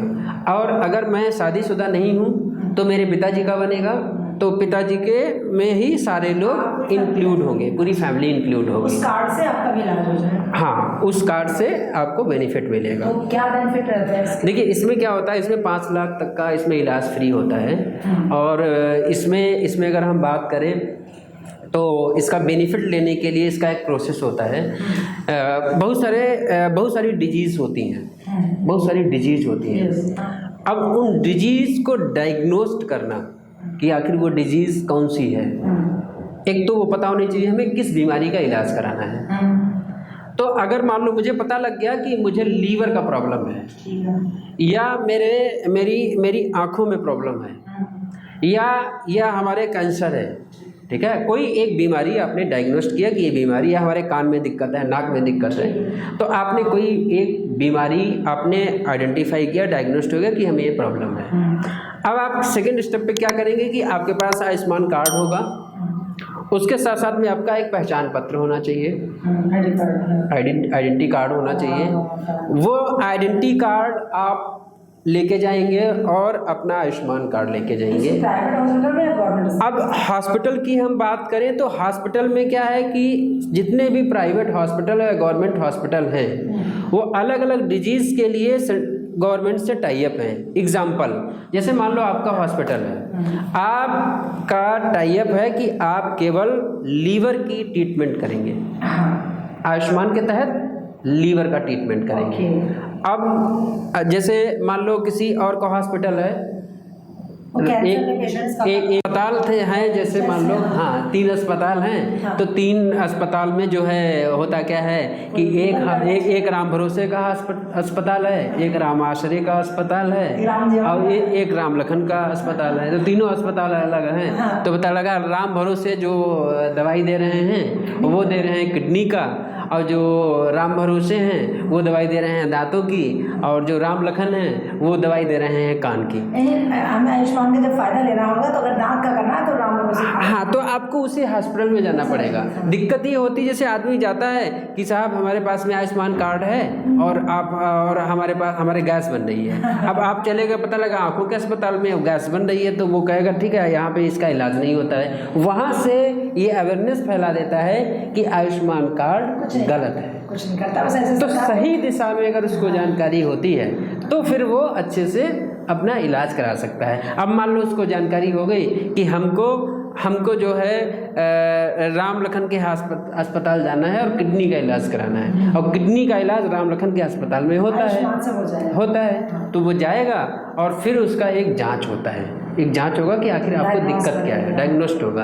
अगर वो जांच में निकला कि ये प्रॉब्लम है तो फिर वो एडमिट करेंगे तो उस टाइम आपसे आयुष्मान कार्ड लेंगे, आपका आधार कार्ड लेंगे, आपका आधार कार्ड लेंगे, साथ ही साथ में आपका राशन कार्ड लेंगे, और जो आपके पास आइडेंटिटी प्रूफ होता है वो आइडेंटिटी प्रूफ लेंगे। और फिर हॉस्पिटल में एडमिट करने के बाद आपका ट्रीटमेंट चलेगा। जो भी ट्रीटमेंट आपका चलेगा वो फ्री ऑफ कॉस्ट ट्रीटमेंट होगा, और वहाँ पे आपको आयुष्मान कार्ड होता है उसका एक बंदा वहाँ पे बैठा मिलता है। वो आपको प्रॉपर गाइड करेगा कि आपको स्टेप बाय स्टेप क्या चीज़ें फॉलो करनी है। तो आप जब वहाँ पे ट्रीटमेंट कराते हैं, फ्री ऑफ कॉस्ट ट्रीटमेंट आपका हो जाएगा। आप जब वहाँ से आप रिलीज़ होंगे, वहाँ से आप जब आएंगे घर पे तो फिर आपको कुछ दवाइयाँ दी जाएंगी, अब वो भी फ्री ऑफ कॉस्ट दवाई दी जाएंगी, उसका भी कोई पैसा नहीं लगता है। तो इस तरीके से हम जो है लोग आयुष्मान का कार्ड फ़ायदा उठा सकते हैं। एक प्रश्न है दर्शकों की तरफ से है कि जैसे मान लीजिए 5 लाख तक का करा सकते हैं, ठीक है, तो उस फैमिली, मान लीजिए मेरी फैमिली में 4 लोग हैं, है ना, मेरे पिता के नाम से बना हुआ आयुष्मान कार्ड, एक बंदा है उस पर ही 5 लाख लग गया, ठीक है, वो 5 लाख साल भर के लिए, उम्र भर के लिए क्या? देखिए, इसका नियम ये होता है, मैं बताना चाहूँगा कि जो आयुष्मान कार्ड होता है, जैसे मान लो एक फैमिली मेम्बर है और उसके यहाँ 5 लोग हैं, तो हर एक आदमी का, हर एक मेंबर का 5 लाख का बीमा होता है। तो अगर एक आदमी पे वो 5 लाख लग जाता है तो फिर दूसरे आदमी को लाभ नहीं मिलेगा। तो केवल टोटल जो ओवरऑल है वो 5 लाख है। तो क्या उम्र भर के लिए, किसी साल के लिए, 5 साल के लिए, ऐसा कुछ नहीं? वो जब तक उसमें एक वैलिडिटी लिखी होती है कि ये इस डेट से इस डेट तक की आपकी वैलिडिटी है, वो उस पे लिखा होता है। तो वैलिडिटी कब तक की होती है यूजुअली? जैसे देखो, यूजुअली क्या होता है कि वो जैसे अभी ये गवर्नमेंट चल रही, तो गवर्नमेंट ने निकाला कि ये अभी आपका परमानेंट चलता रहेगा, लाइफ टाइम तक चलता रहेगा।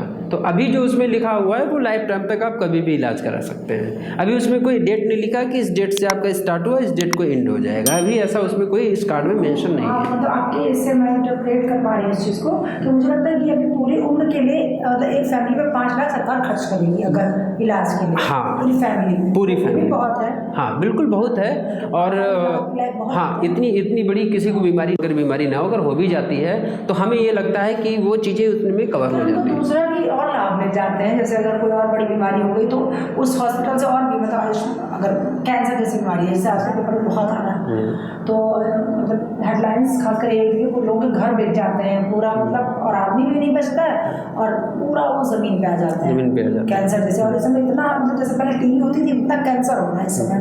और वो यूपी में मतलब 80% जो केसेस आते हैं वो मतलब सर के होते हैं कोई न कोई कारण से। बिल्कुल।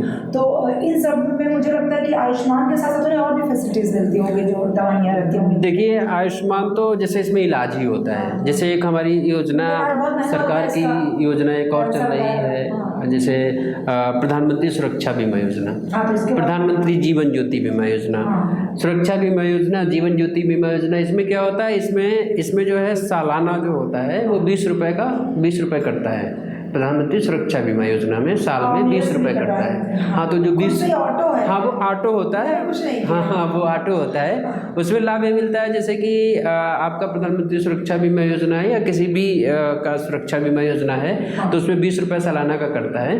तो उसमें फ़ायदा ये होता है कि जैसे कोई भी इंसान है कि उसका एक्सीडेंट होता है, वो एक्सपायर हो गया, मान लो वो कोई ट्रेजेडी हो गया उसके साथ में, तो उसको 2 लाख रुपये का कवरेज मिलता है। 2 लाख रुपये उसकी फैमिली को मिलता है।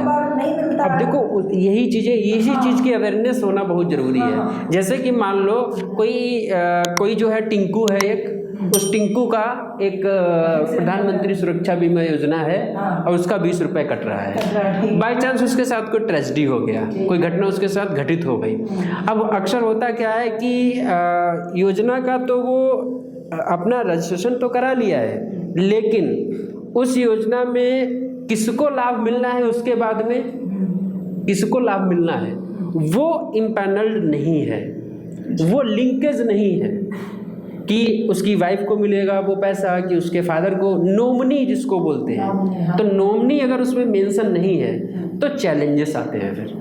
तो उसके लिए क्या करना पड़ता है, उसका प्रोसेस ये है कि अगर आपने टिंकू का रजिस्ट्रेशन करवाया है बैंक का, बड़ौदा से, इलाहाबाद बैंक से या किसी भी बैंक से, तो आप क्या करें कि अगर उसके साथ कोई ट्रेजेडी हुआ है तो आप उस बैंक जाएं और उस बैंक में जाके अपना बताएं कि हमारा ये पैसा कटता था और इनके साथ में ट्रेजेडी हो गया है, और उनका डॉक्यूमेंट पूरा दें तो वो पैसा वहाँ से आपको रिलीज हो जाएगा। नंबर 1। नंबर दो इसमें फ़ायदा ये है कि अगर एक्सीडेंट होता है, अगर उसका मान लो एक हाथ टूट जाता है तो उसको 1 लाख रुपए मिलता है कवरेज। दिव्यांग अगर दूसरा टूटता है तो 2 लाख मिलता है। अच्छा। हाँ, अगर एक पैर टूटता है तो 1 लाख मिलता है। अब कहो कि आपके चारों हाथ पैर टूट गए तो क्या 4 लाख मिलेगा?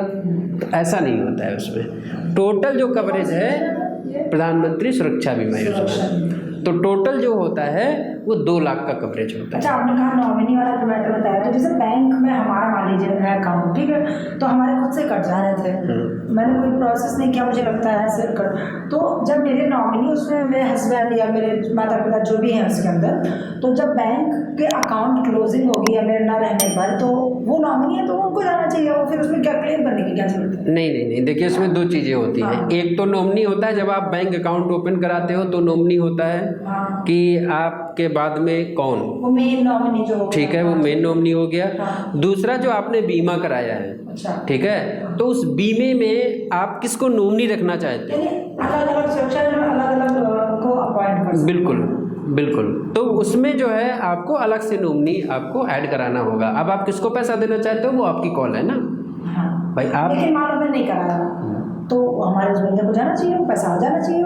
नहीं, वो फिर आपको वेरिफिकेशन का होगा और उसमें फिर से पूरा वेरिफिकेशन हो करके, और अब जो गार्जियनशिप है, नॉमिनी है बैंक में, वो बताएंगे कि हाँ ये पैसा इनको जाना चाहिए। उसमें एक एफिडेविट लगेगा और फिर मिल सकता है। हाँ बिल्कुल मिलता है, वो मिलता है। और कौन सी योजनाएं हैं जो जिनका लाभ हमारे दर्शक? देखिए सरकार की बहुत सारी योजनाएं हैं, और जैसे कि हम आपने शुरू में ही ये बताया था कि हुनर है, बेरोजगारी है, रोजगार है, तो बहुत बड़ी जो स्कीम है, जो कौशल विकास की स्कीम है, जिसके लिए बहुत सारा आदमी चाहता है कि कौशल विकास, हाँ बिल्कुल, कौशल विकास क्या है और इसमें हम कैसे लाभ ले सकते हैं। तो होता क्या है कि आज से अगर हम बात करें, आज से 15 साल पहले, 20 साल पहले, तो पहले स्कीम ये कौशल विकास के नाम से कोई जानता नहीं था, और लोगों को अगर कोई किसी को हेयर कटिंग या ब्यूटिशियन या कैमरा चलाना या मोबाइल बनाना, इलेक्ट्रीशियन का काम करना, प्लम्बर का काम करना,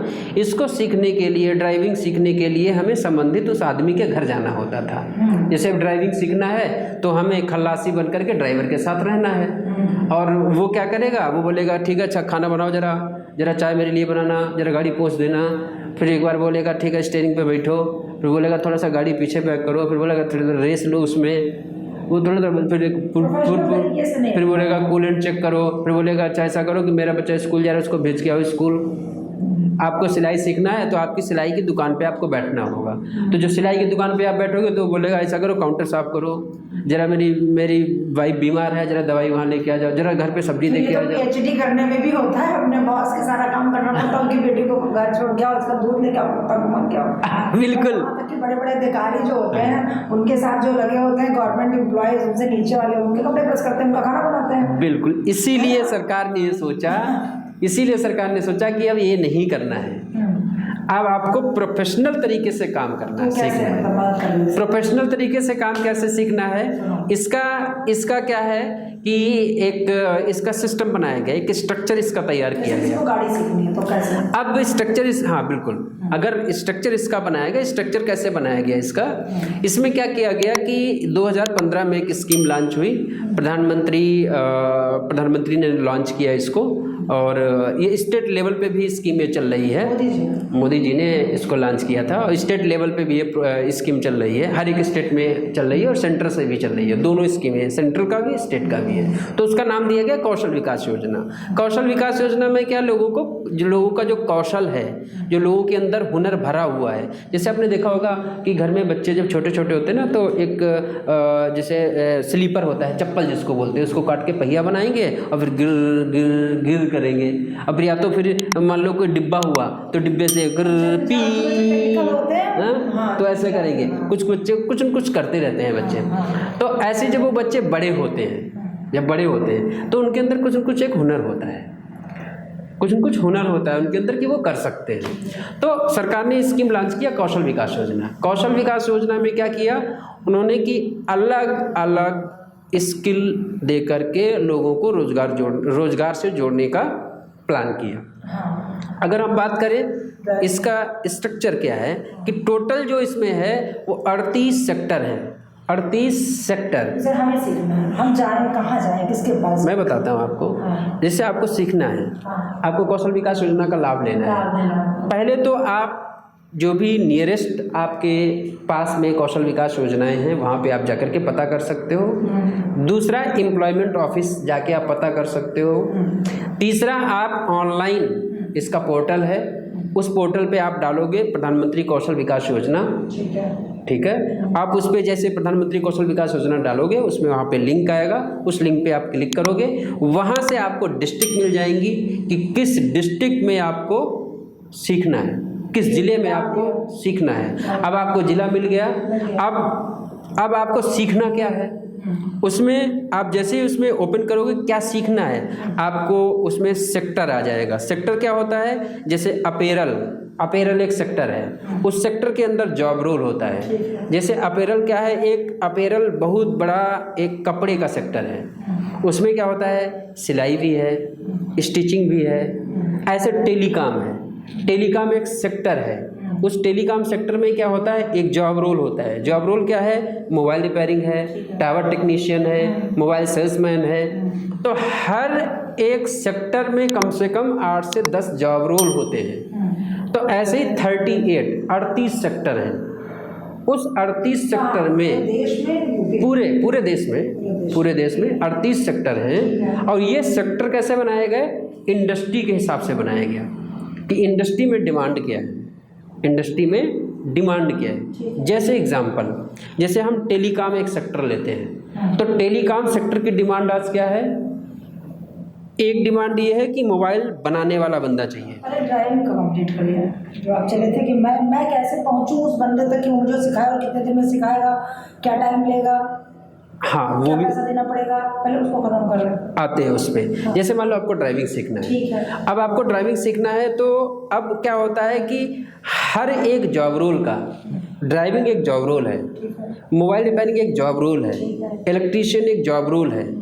अगर आपको ड्राइविंग सीखना है तो ड्राइविंग सीखने के लिए आपको कम से कम 3 महीना, 2 महीना, 2.5 महीना जो वो जॉब रोल होगा उसके अकॉर्डिंग आप उस सेंटर पे जाओगे। उस सेंटर पे प्रॉपर एक हमारा काउंसलर होता है जो आपकी काउंसलिंग करेगा कि आप ड्राइविंग क्यों सीखना चाहते हो, ड्राइविंग सीखने के बाद आप क्या करोगे। क्योंकि मोटो ये होता है कि आप कुछ भी सीखते हो, कुछ भी हुनर लेते हो तो आपको कहीं न कहीं पैसा पैदा करना पड़ेगा, आपको जॉब करनी पड़ेगी। स्कीम का मतलब यही है, मोटो यही है। तो मुझे कोई अपना मतलब सर्टिफिकेट देना पड़ेगा कि मैं 5वां पास हूँ, मैं 8वां पास हूँ, मैं 10वां पास हूँ। और एक चीज़ और, क्या वो मुझे भी सिखा देंगे कि जिसका इकोनॉमिक लेवल जिस लेवल पे हो उसको सिखाएंगे, क्या जिसका इकोनॉमिक लेवल कम हो उनको सिखाएंगे? जैसे देखो उसमें क्या होता है कि हम उन्हीं को सिखाते हैं कोई भी हुनर जो ड्रॉप आउट है। ड्रॉप आउट का मतलब हाई स्कूल कर लिया, पढ़ाई नहीं हो पाई आगे, इंटरमीडिएट कर लिया, पढ़ाई नहीं हो पाई आगे, नंबर 1। नंबर 2, जिन्होंने ग्रेजुएशन कर लिया, सारी पढ़ाई लिखाई कर ली हुनर उनके पास नहीं है, आज की डेट में बेरोजगार है, उनको हम ड्रॉप आउट बोलते वही हैं। अप्लाई ही करेंगे उसके अंदर। बिल्कुल। हम सिर्फ अपनी उसके लिए सीख रहे हो तो नहीं, उसके लिए हम नहीं सिखाते हैं, क्योंकि हम इकोनॉमिक इन्हेंस करते हैं लोगों की। क्योंकि आप अब मान लो कोई सरकारी टीचर है, अब सरकारी टीचर की सैलरी 70,000 रुपये, 80,000 रुपये या 50,000 रुपये है, उसको हम नहीं सिखाएंगे, क्योंकि ऑलरेडी वो रोजगार उसके पास है। तो जो बेरोजगार होते हैं हम केवल उन्हीं को सिखाते हैं। अब रही बात की क्वालिफिकेशन क्या होती है, क्वालिफिकेशन की अगर हम बात करें तो जैसे मान लो किसी को उसको कदर से समझ लेंगे कि हाँ जो ड्रॉप आउट है या जो एमए भी करने के बाद भी उनके पास जॉब नहीं है, हाँ वो स्किलफुल होना चाहते हैं। बिल्कुल बिल्कुल। वो मैं दर्शकों के लिए पूछ रही थी, मुझे हाँ बिल्कुल बिल्कुल बिल्कुल बिल्कुल। अब जैसे क्वालिफिकेशन की बात हुई तो क्वालिफिकेशन में क्या है, क्वालिफिकेशन में जैसे किसी को अगर सिलाई सीखनी है, अगर वो कक्षा 5 पास है या क्लास 10th उसने पास कर रखा है तो वो सिलाई का काम कर सकता है।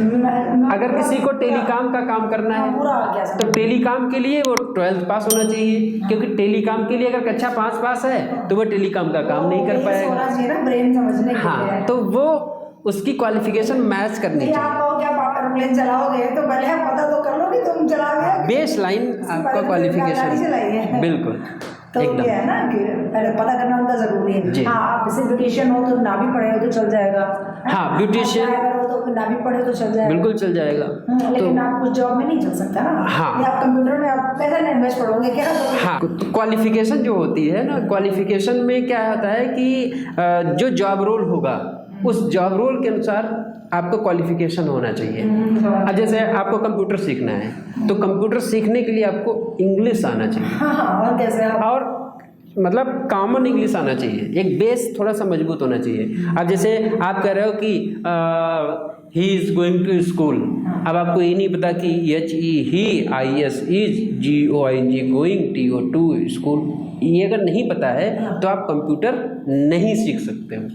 तो वो एक क्वालिफिकेशन मीट करना होता है। मैं तो इस दर्शक मुझे लगता बेहतर समझ पाएंगे। हाँ बिल्कुल। तो इसके बाद और कौन सी समय मतलब अगर करंट में योजना है, कुछ उन लोगों के लिए भी है जो हाउस वाइफ्स हैं, कुछ मेंटल हेल्थ को लेकर के, कुछ हेल्थ को लेकर के, या कुछ भी जो सरकार चला रही है। क्योंकि देखिए आज अगर आपने बताया कि हेल्थ को लेकर के, मेंटल को लेकर के, महिलाओं को लेकर के, जैसे कि एक GDA का एक हमारे यहाँ कोर्स चलता है, जनरल ड्यूटी असिस्टेंट, और एक HHA का चलता है, होम हेल्थ एड। इसकी डिमांड और सप्लाई को देख करके ही हम स्कीम को बनाते हैं।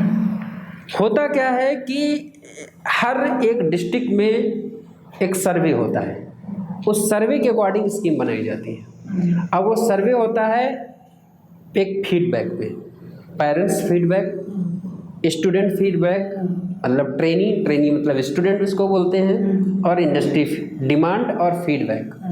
आज की डेट में आप देखोगे, मैं अभी दिल्ली गया था, आज की डेट में आप देखोगे कि नोएडा और दिल्ली जैसे शहर में बहुत सारे बुजुर्ग ऐसे हैं, बहुत सारे बुजुर्ग महिलाएं और पुरुष ऐसे हैं जो कि घर पे अकेले रहते हैं, या फिर वो ओल्ड एज होम में उनको रख दिया गया है। उनके जो है जो बच्चे हैं, उनके चाहे वो लड़के हों, चाहे उनके वो दामाद हों, और वो जॉब करते हैं, कहीं फॉरेन में जॉब करते हैं, कहीं अलग कंट्री दूसरे देश में जॉब करते हैं। टाइम नहीं है कि उनको वो टाइम दे पाएँ, तो वो क्या करते हैं, उनको जो है एक तो ये होता है कि उनको ओल्ड एज होम में दे देते हैं कि वो किसी के यहाँ ओल्ड एज होम बहुत बड़ा बना हुआ, वो वहाँ रहते हैं बुजुर्ग लोग। दूसरा क्या होता है कि बहुत सारे लोगों को लगा दिया जाता है कि माता पिता उनके घर पे अकेले हैं और कोई एक लड़का या लड़की है जो हैंड होल्डिंग करता है, समय से दवाई देना, समय से उनको खाना खिलाना, उनको उठाना बिठाना। तो इस टाइप का आजकल की डेट में बहुत डिमांड है। तो एक हमारा प्रोग्राम चलता है, उस प्रोग्राम में हम बच्चों को ट्रेन करते हैं, स्किल करते हैं। अच्छा, किसी बुजुर्ग की केयर करने के लिए? हाँ, ये महिला, अक्सर ये हमारे यहाँ ज़्यादातर महिलाएं ही हैं, इस मतलब लड़कियाँ, मातृत्व की वजह से बहुत अच्छे से हाँ, तो लड़कियों को मैंने हुनर, हमारा एक प्रोग्राम चलता है, उस प्रोग्राम के अंतर्गत हमने अभी 60 लड़कियों को ट्रेंड किया है, जिसमें वो हैंड होल्डिंग का काम कर रही है। तो आपकी बात से मुझे बात सर्वे मैंने सुबह पढ़ रही थी कि पुरुष तीमारदार के अपेक्षा जो महिला तीमारदार है उनका पेशेंट मतलब जल्दी घर जाता है। मतलब यहाँ तक कि ये मैं एक सर्वे पढ़ रही थी कि जो पुरुष है वो अपने जो जिसके लिए आते हैं तीमारदार अस्पताल में तो उतनी केयर नहीं करते, नहीं कर पाते, और महिलाएं इतनी केयर करती तो वो जल्दी अपने घर जाते हैं। उसमें से कुछ तो पुरुष केयर करते हैं, वो निकल भी रहते हैं। हाँ, बिल्कुल। तो ये मतलब कि महिलाएं बेहतर होती हैं, ये मतलब सर्वे भी बता रहा है कि वो जो काम करने आते हैं ना बहुत बढ़िया उसको देखती है, ध्यान देती है। तो उनकी शुरू से हमारी अपब्रिंगिंग महिलाओं की इस तरह होती है सोसाइटी में कि हाँ वो केयरिंग रहती है या वो लविंग रहता ही है गॉड के द्वारा। थोड़ा सा वो नेचुरल होता है, वो नेचुरल होता है। पुरुष होगा तो खुद ही मरीज ही सारा काम खुद करेगा, तो चाय पीने निकल गया कहीं। बिल्कुल। तो ऐसी लड़कियों को, ऐसी महिलाओं को हमने प्रशिक्षण दिया है। तो आज वो प्रशिक्षण लेकर के और नोएडा जैसा सिटी में, दिल्ली जैसे सिटी में अच्छा पैसा, घर पे रहती हैं। जैसे गांव में लड़कियां रहती हैं, गांव में लड़कियों के पास में कोई काम नहीं है और उनके पास वो माहौल पढ़ाई का नहीं मिल पाया, छप्पर के नीचे रहती हैं, घर अच्छा। नोएडा जैसे, दिल्ली जैसे शहर में जाकर के वो जब वो काम कर रही वहाँ और उनको अच्छा खाना मिल रहा है, तो बेबी केयर के लिए भी चाहिए होता है, बेबी केयर के लिए भी चाहिए होता है। अच्छा, उनको जो महिलाएं काम कर रही हैं उनको अच्छा खाना मिल रहा है, रहने के लिए फ्री हो रहा है। तो वो स्कीम एक हमारे यहाँ चल रही है। वरना हम लोग बहुत बार जो स्किलफुल नहीं होते उनको रखते हैं, टेंशन से देते हैं। बिल्कुल, एकदम। बेबी केयर, मालिश, फीड बच्चे का, हाँ, सब कुछ नहीं पता, सब कुछ उनको पता है। पूरे दिन वहीं रह करके, और जो पैसा कमा रही है 15,000 16,000 उनको मिलता है। अब वो 15-16 हज़ार रुपये उनका पूरा सेविंग होता है और अपने गार्जियंस को वो पैसा भेजती है, क्योंकि रहना उनका फ्री है, खाना फ्री है, इलाज भी उनका फ्री है, घर पे उनको रहना है, देखभाल करनी है। तो ऐसी स्कीमें हमारे पास में हैं। हम उन स्कीम का क्रिएशन करते हैं, हम उन स्कीम को लाते हैं। जो लोग हमारे साथ हमारे प्रोग्राम देख रहे हैं, अगर ये चीज़ उनको कुछ जोड़ना है तो संपर्क भी कर सकते हैं। देखिए, आपका नंबर डाल दूंगी। बिल्कुल, मैं सबको एक संदेश देना चाहता हूँ कि अगर आपने शिक्षा लिया है, आपने ग्रेजुएशन किया है, आपने अपनी पढ़ाई पूरी कर लिया है, आप बेरोज़गार हैं, आपके पास रोज़गार नहीं है, आप पढ़ाई नहीं पूरी कर पाए हैं, किसी कारणवश आप रोज़गार से जुड़ना चाहते हैं, तो मेरा सभी को एक संदेश है और मेरा एक सुझाव है कि अगर आप एक अब हुनर आप क्या लेना चाहते हैं ये आपके ऊपर डिपेंड करता है और मैं उसका पूरा सहयोग करेंगे। और अगर आपको लग रहा है कि आप नहीं सोच पा रहे हैं कि ज़िंदगी में आपको क्या करना है, तो आप हमसे संपर्क कर सकते हैं और हम आपकी पूरी काउंसलिंग कराएंगे और उस काउंसलिंग में ये चीज़ें निकल के आएंगी कि आप करना क्या चाहते हो और उस स्कीम का हम आपको 100% लाभ दिलाएंगे, चाहे वो सरकार के द्वारा स्कीम चलाई जा रही हो, चाहे वो कारपोरेट सेक्टर के द्वारा स्कीम चलाई जा रही हो और चाहे वो प्राइवेट कंपनियों के द्वारा स्कीम चलाई जा रही हो। हम आपका पूरा सहयोग करेंगे। और दूसरी चीज़, कोई भी स्कीम सरकार के द्वारा चलाई जा रही है उसके बारे में आपको जानना है कि वो स्कीम क्या है, उस स्कीम का फ़ायदा कैसे लेंगे, उस स्कीम का हमें लाभ कैसे मिलेगा, हमको उस स्कीम के लिए किसके पास जाना पड़ेगा, क्यों जाना पड़ेगा, ज़िले में जाना पड़ेगा कि ब्लॉक में जाना पड़ेगा कि तहसील में जाना पड़ेगा कि आपको राजधानी में जाना पड़ेगा, आपको कहाँ जाना पड़ेगा, किस अधिकारी से मिलना पड़ेगा, वो सारा चीज़ें हम बहुत अच्छे से आपको गाइड कर पाएंगे और बहुत सारा आपको हम लाभ दिला सकेंगे। हाँ, जैसे आपने बताया, मुझे आज का एपिसोड बहुत यूज़फुल होने वाला है, क्योंकि वो सारे लोग जो देख रहे हैं वो कभी भी अगर किसी स्किल से जुड़ना चाहते हैं तो हमें कॉल कर सकते हैं, वो आपको कॉल कर सकते हैं। बिल्कुल।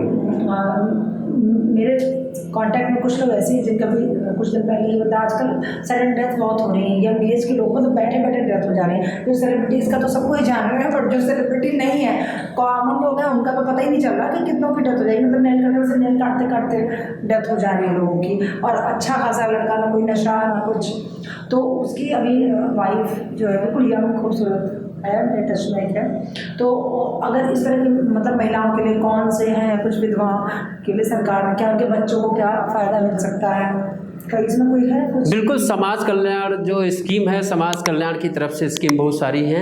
जैसे विधवा पेंशन है, उनको कोई स्कीम दे सकते हैं? विधवाओं को हम लोग एक हुनर देते हैं, उनके बच्चे उनको उनकी आंखों के सामने छोटे छोटे बच्चे हैं, वो क्या ही बिल्कुल नहीं बिल्कुल उनको भी लाभ मिलेगा। समाज कल्याण इसके लिए बहुत बड़ी स्कीमें चलाता है। अगर आप समाज कल्याण की स्कीमों का फ़ायदा लेना चाहते हैं और अगर चाहे वो विधवा हो, चाहे उन विधवाओं के बच्चे हों, क्योंकि उनके हस्बैंड तो हैं नहीं, वो विधवा हैं बेचारी, कुछ कर भी नहीं रहे, उनके पास कोई रोज़गार भी नहीं है और बच्चों को पढ़ाना भी है, बच्चों को आगे भी बढ़ाना है, तो वो स्कीम का अगर कोई फ़ायदा लेना चाहता है तो वो समाज कल्याण में जाकर के समाज कल्याण अधिकारी से मिल कर के और उनसे एक जानकारी ले सकते हैं वहाँ। और चाहें तो उस पोर्टल पे जाकर के, समाज कल्याण के पोर्टल पे जाकर के, उस पोर्टल पे सारी स्कीमों के बारे में, समाज कल्याण की स्कीमों के बारे में उस पोर्टल पे सारा कुछ मेंशन है। अगर वो नहीं चाहते कि मुझे जानकारी नहीं है तो कहीं न कहीं वो आपसे संपर्क कर सकते हैं, हमसे संपर्क कर सकते हैं। हम उसको पूरा प्लेटफॉर्म देंगे, पूरी जानकारी देंगे कि वो समाज कल्याण ऑफिस में किससे बात करेंगे, उसका लाभ उनको किस तरीके से मिलेगा। क्योंकि वो अच्छे से ज़िंदगी जिएंगे तो समाज में कम से कम एक अच्छा खुशहाल फैमिली मानते हैं। बिल्कुल, क्योंकि एक परिवार से ही हमारी पूरा देश या पूरा विश्व बना हुआ है। बिल्कुल, फैमिली खुश नहीं है तो फिर कुछ खुश नहीं हो सकता। बिल्कुल, एकदम सही बात है आपकी। जो इकाई है वो फैमिली है। बिल्कुल, एकदम सही बात आपने बताया। और इसमें स्वरोजगार की अगर हम बात करें तो स्वरोजगार के लिए जिला उद्योग केंद्र होता है। जिला उद्योग केंद्र में जाकर के वहाँ पे अगर वो स्कीम का लाभ लेना चाहते हैं तो वो जिला उद्योग केंद्र जाएं और जिला उद्योग केंद्र में अपना रजिस्ट्रेशन करा के, और रजिस्ट्रेशन जैसे अपना कराएंगे और उसके बाद में वो करना क्या चाहते हैं, जिला उद्योग केंद्र जो है वो क्या करता है कि कोई भी बेरोजगार है, अगर कोई रोजगार करना चाहता है तो जिला उद्योग केंद्र से वो फ़ायदा ले सकता है, वहाँ से वो उसको पैसा मिलता है जिला उद्योग केंद्र से। अपनी प्रपोजल सबमिट करे, प्रपोजल सबमिट करने के बाद वो करना क्या चाहता है, रिटेल मतलब कुछ बेचना चाहता है, मैन्युफैक्चरिंग कुछ बनाना चाहता है। अगर रिटेल में वो कुछ बेचना चाहता है तो उसको सब्सिडी मिलेगी, अगर मैन्युफैक्चरिंग कुछ करना चाहता है तो उसको सब्सिडी मिलेगी। ये फ़ायदा है जिला उद्योग केंद्र से। ये फ़ायदा होता है कि उसको सब्सिडी मिलती है और उसको वहाँ से पैसा मिल जाता है, जिससे कि वो अपना खुद का रोजगार कर सकता है। तो अगर हम बात करें, दर्शकों को हम ये कहना चाहते हैं, अगर आज की डेट में अगर हम बात करें तो यहाँ पे हम 3 योजनाओं के बारे में बात करेंगे। पहली जो योजना है वो है सेंट्रल गवर्नमेंट की योजना। सेंट्रल गवर्नमेंट की पहली योजना, उसमें बहुत तमाम सारी 150+ स्कीमें चलती हैं। उन स्कीम के बारे में ब्रीफ करना, बताना, ये हम नेक्स्ट सेशन में रखेंगे। दूसरा है हमारा स्टेट गवर्नमेंट की योजनाएं। स्टेट गवर्नमेंट की योजनाएं भी लगभग 100+ योजनाएं ऐसी हैं जो लोगों को फ़ायदा जाननी चाहिए होता है और उन्हीं के लिए बनी हैं और उनको वो फ़ायदा होता है। तो ये हो गया स्टेट गवर्नमेंट की योजनाएं। तीसरा जो होता है हमारा CSR मतलब corporate social responsibility. Corporate social responsibility के तहत बहुत सारे तमाम लोगों को, समाज के लोगों को फ़ायदा मिलता है, चाहे वो हेल्थ का हो, चाहे वो एजुकेशन का हो और चाहे वो इंफ्रा का हो। तो तमाम सारी स्कीमें होती हैं कारपोरेट सेक्टर में जो लोगों को लाभ मिलता है। तो यहाँ पे 3 योजनाएं मैंने आपको बताई, 3 स्कीमें मैंने आपको बताई, सेंट्रल गवर्नमेंट, दूसरा स्टेट गवर्नमेंट, तीसरा कारपोरेट सोशल रिस्पॉन्सिबिलिटी। इसके तहत हम क्या लाभ ले सकते हैं, समाज को क्या लाभ हो सकता है, बेरोजगारों को क्या लाभ हो सकता है, गरीब तबकों को क्या लाभ हो सकता है, उसके बारे में हम आगे के सेशन में आपको बताएंगे। और मेरा सभी को ये संदेश है और मेरा सभी को ये सुझाव है कि आप, फिर से मैं वही कहूँगा कि अपने अंदर आप हुनर लाइए। जब आप अपने अंदर हुनर लाएंगे तो आप आगे बढ़ेंगे। जब आप आगे बढ़ेंगे तो आप अपने माँ बाप को आगे बढ़ा पाएंगे, माँ बाप आपके आगे बढ़ पाएंगे, उनकी आप सेवा कर पाएंगे जब वो आप बढ़ेंगे तो आपका परिवार आगे बढ़ेगा, जब आपका परिवार आगे बढ़ेगा तो आपका समाज आगे बढ़ेगा, जब आपका समाज आगे बढ़ेगा तो आपका गांव आगे बढ़ेगा, जब आपका गांव आगे बढ़ेगा तो आपकी तहसील आगे बढ़ेगी, जब आपकी तहसील आगे बढ़ेगी तो आपका एक ब्लॉक आगे बढ़ेगा, जब आपका ब्लॉक आगे बढ़ेगा तो आपका एक जिला आगे बढ़ेगा, जब आपका जिला आगे बढ़ेगा तो आपका एक प्रदेश आगे बढ़ेगा, आपका एक राज्य आगे बढ़ेगा, जब आपका एक राज्य आगे बढ़ेगा तो आपका देश आगे बढ़ेगा, जब आपका देश आगे बढ़ेगा तो आपका एक विश्व आगे बढ़ेगा, और जब आपका विश्व आगे बढ़ेगा तो विश्व में आपका एक बड़ा नाम आएगा कि आपने विश्व के लिए छोटा छोटा करके और आप क्या कंट्रीब्यूशन कर रहे हैं। आप मतलब हर व्यक्ति कितना कीमती है। वहाँ से उजाला उठे अगर तो कहाँ तक जा सकता है, वहाँ से अंधेरा उठे तो कहाँ तक जा सकता है। बिल्कुल एकदम सही बात शालिनी जी। और आपने ये जो सेशन रखा और आपने जो ये क्वेश्चन किए, प्रश्न पूछे, मुझे ऐसा लगता है कि ये प्रश्न और ये जो उत्तर हमने दिए अपने अनुभव के हिसाब से, मुझे ऐसा लगता है कि ऐसा ये मैसेज एक समाज में फैलेगा और समाज इसका लाभ लेगा, और जब इसका समाज लाभ लेगा तो उसको भी कहीं न कहीं अपने ऊपर गर्व महसूस होगा। और हमारी अंदर से इच्छा ये है और हम ये चाहते हैं कि ऐसे ही आप तमाम सारे लोगों का अनुभव अपने माध्यम से, अपने इस डिजिटल के माध्यम से, यूट्यूब के माध्यम से, फेसबुक के माध्यम से, इंस्टाग्राम के माध्यम से, व्हाट्सएप के माध्यम से आपका संदेश अगर जन जन तक पहुंचेगा तो जनता को कहीं न कहीं उसको लाभ होगा। और हमारा पूरा सहयोग है। अगर आप मुझसे जो भी चाहेंगी तो हम आपके साथ में हर टाइम खड़े हैं। और अगर कोई भी परेशान है या कोई भी किसी स्कीम का लाभ लेना चाहता है तो बिल्कुल वो हमारे संपर्क में आ सकता है। और मैं बिल्कुल श्योरिटी के साथ कहता हूँ कि हम उसको आखिरी समय तक, जब तक लाभ नहीं मिल जाता है, हम उसके साथ में रहेंगे। हाँ, तो लाभ लेने के लिए पहले उन्हें पता होना चाहिए कि हम इसके लिए एलिजिबल हैं कि नहीं हमारे लाभार्थियों को। तो उसके लिए जो आपने बताया ना कि हम 50+ योजनाएं चल रही हैं, तो हम चाहते हैं कि अपने दर्शकों के लिए बैक टू बैक सारी योजनाओं पर चर्चा करें, ताकि अभी हमने जो 3 योजनाओं पर आयुष्मान, प्रधानमंत्री सुरक्षा बीमा योजना, आयुष्मान कार्ड, इन सब पर गरीब कल्याण योजना, किसान निधि योजना, तो हम चाहते हैं कि हम हमारे समाज के हर वर्ग के लिए जो भी सरकारी योजना है उस पर चर्चा करें और वो लाभान्वित हों। क्योंकि जब तक समाज आगे नहीं बढ़ेगा, आपने बताया वैसे आप समझ लीजिए आप कितनी मजबूत कड़ी हैं विश्व के आखिरी छोर तक की। बिल्कुल, है ना, सही बात। बहुत ये सेशन बहुत अच्छा लगा, और अगर आप अपनी टिप्पणी देंगे और अच्छा लगेगा तो फिर दोबारा से उत्कर्ष दीक्षित जी के साथ आते हैं, क्योंकि पिछले 10-12 सालों से वो अपनी सेवाएं दे रहे हैं। इस तरह से उस सारे ग्रुप को लोगों को ट्रेन कर रहे हैं, जो भी उन्हें मिलते हैं। जैसे आपसे भी कह रहे हैं कि अगर आप आएंगे तो हम आपको भी उस सही ग्रुप तक पहुंचाएंगे जिसके लिए आप चाहते हैं जो करना, और उस सैलरी स्केल तक भी। सो बहुत बहुत थैंक यू, धन्यवाद शालिनी जी, बहुत बहुत आभार आपका। आपने अपना कीमती समय मुझे दिया और आपने मुझे इनवाइट किया। और मैं चाहता हूं कि हम यहाँ पे हर एक सेशन में और अलग अलग स्कीम लोग लेकर के आएँ और लोगों को स्कीम का लाभ धरातली स्तर पे दिलाने का प्रयास करें। मेरे भी दिमाग में बहुत सी ऐसी चीज़ें मैं चाहती हूँ, जब कभी कभी कुछ लोगों से मैं मिलती हूँ मैं तो काश उनकी मदद कर पाती। तो कभी अगर मैं मेरी ही मदद नहीं कर पा रही हूँ तो मैं अगले की मदद कैसे करूँ। बिल्कुल सही है ना, क्योंकि मुझे इस प्रोग्राम को चलाने के लिए भी वित्तीय बहुत सारी चीज़ें चाहिए होती हैं और वही मैं पूरी नहीं कर पा रही जी। तो मैं सोचती हूँ कि कहीं ये रास्ता निकले, कहीं से कोई मदद निकले कि मैं उनकी मदद कर पाऊँ। तो जब मैं थोड़ा होते हुए परेशान हूँ तो जिनके पास बिल्कुल नहीं, वो कितना ही परेशान है। बिल्कुल सही बात है, इस चीज़ को बहुत अच्छे से समझ पा रही हूँ। नहीं बिल्कुल तो बिल्कुल, बहुत बहुत धन्यवाद, आपका साथ बनाया। Thank you.